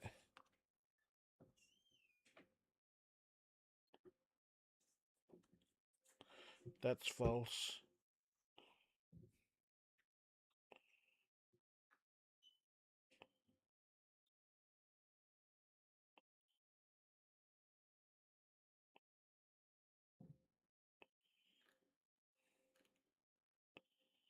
Oh no. Do this, do do. Do do do. Do do do.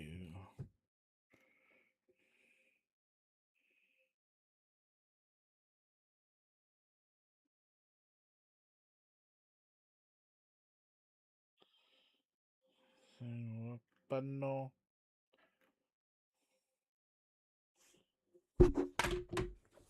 Oh, oh, I forgot my nuggets.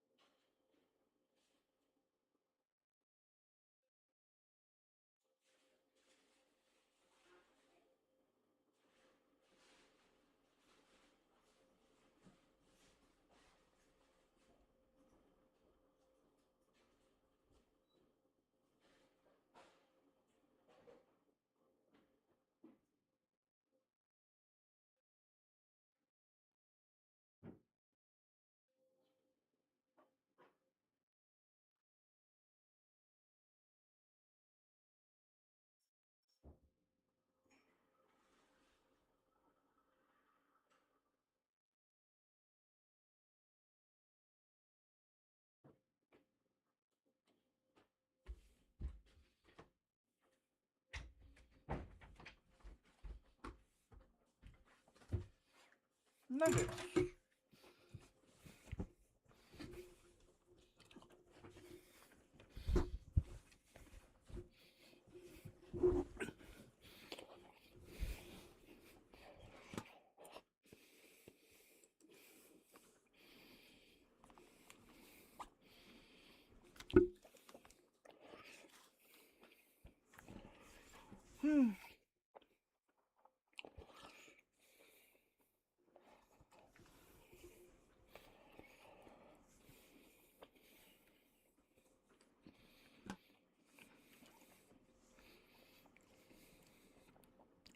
You know what? I might end my stream. Yeah, that'll end my stream. So sad. Pause. So sad. I don't know why. Why am I lagging?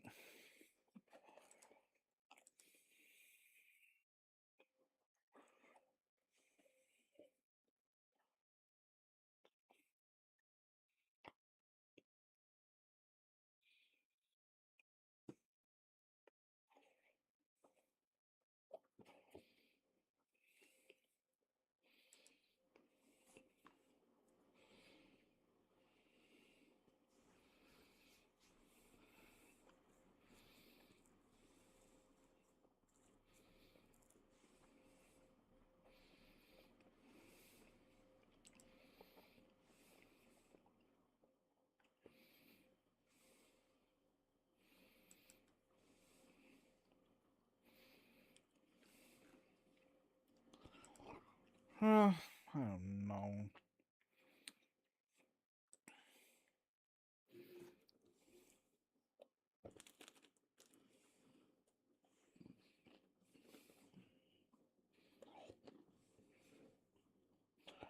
I'm gonna try to figure this out.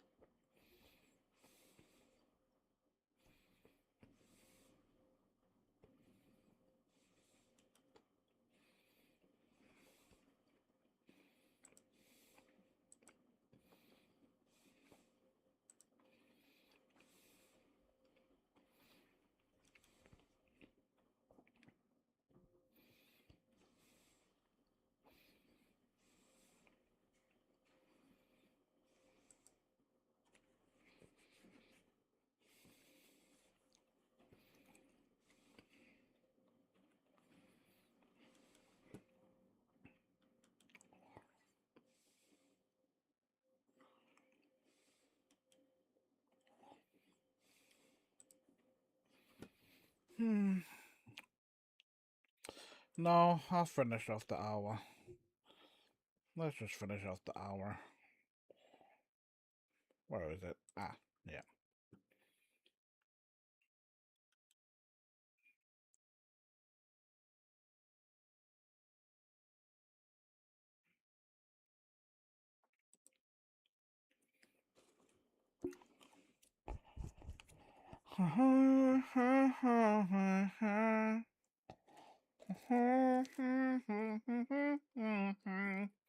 What?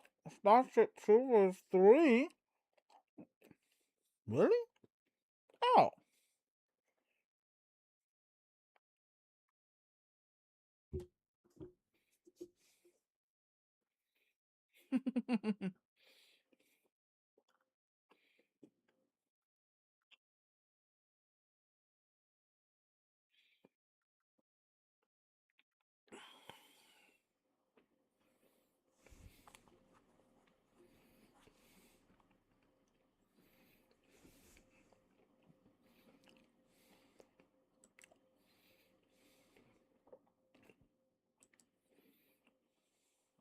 Okay.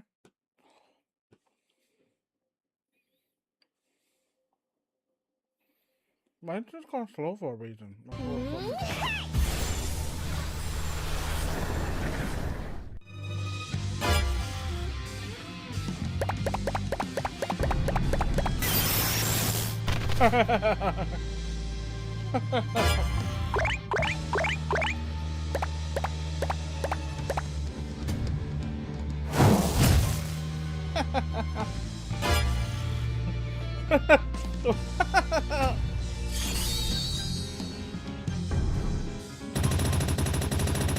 Yeah.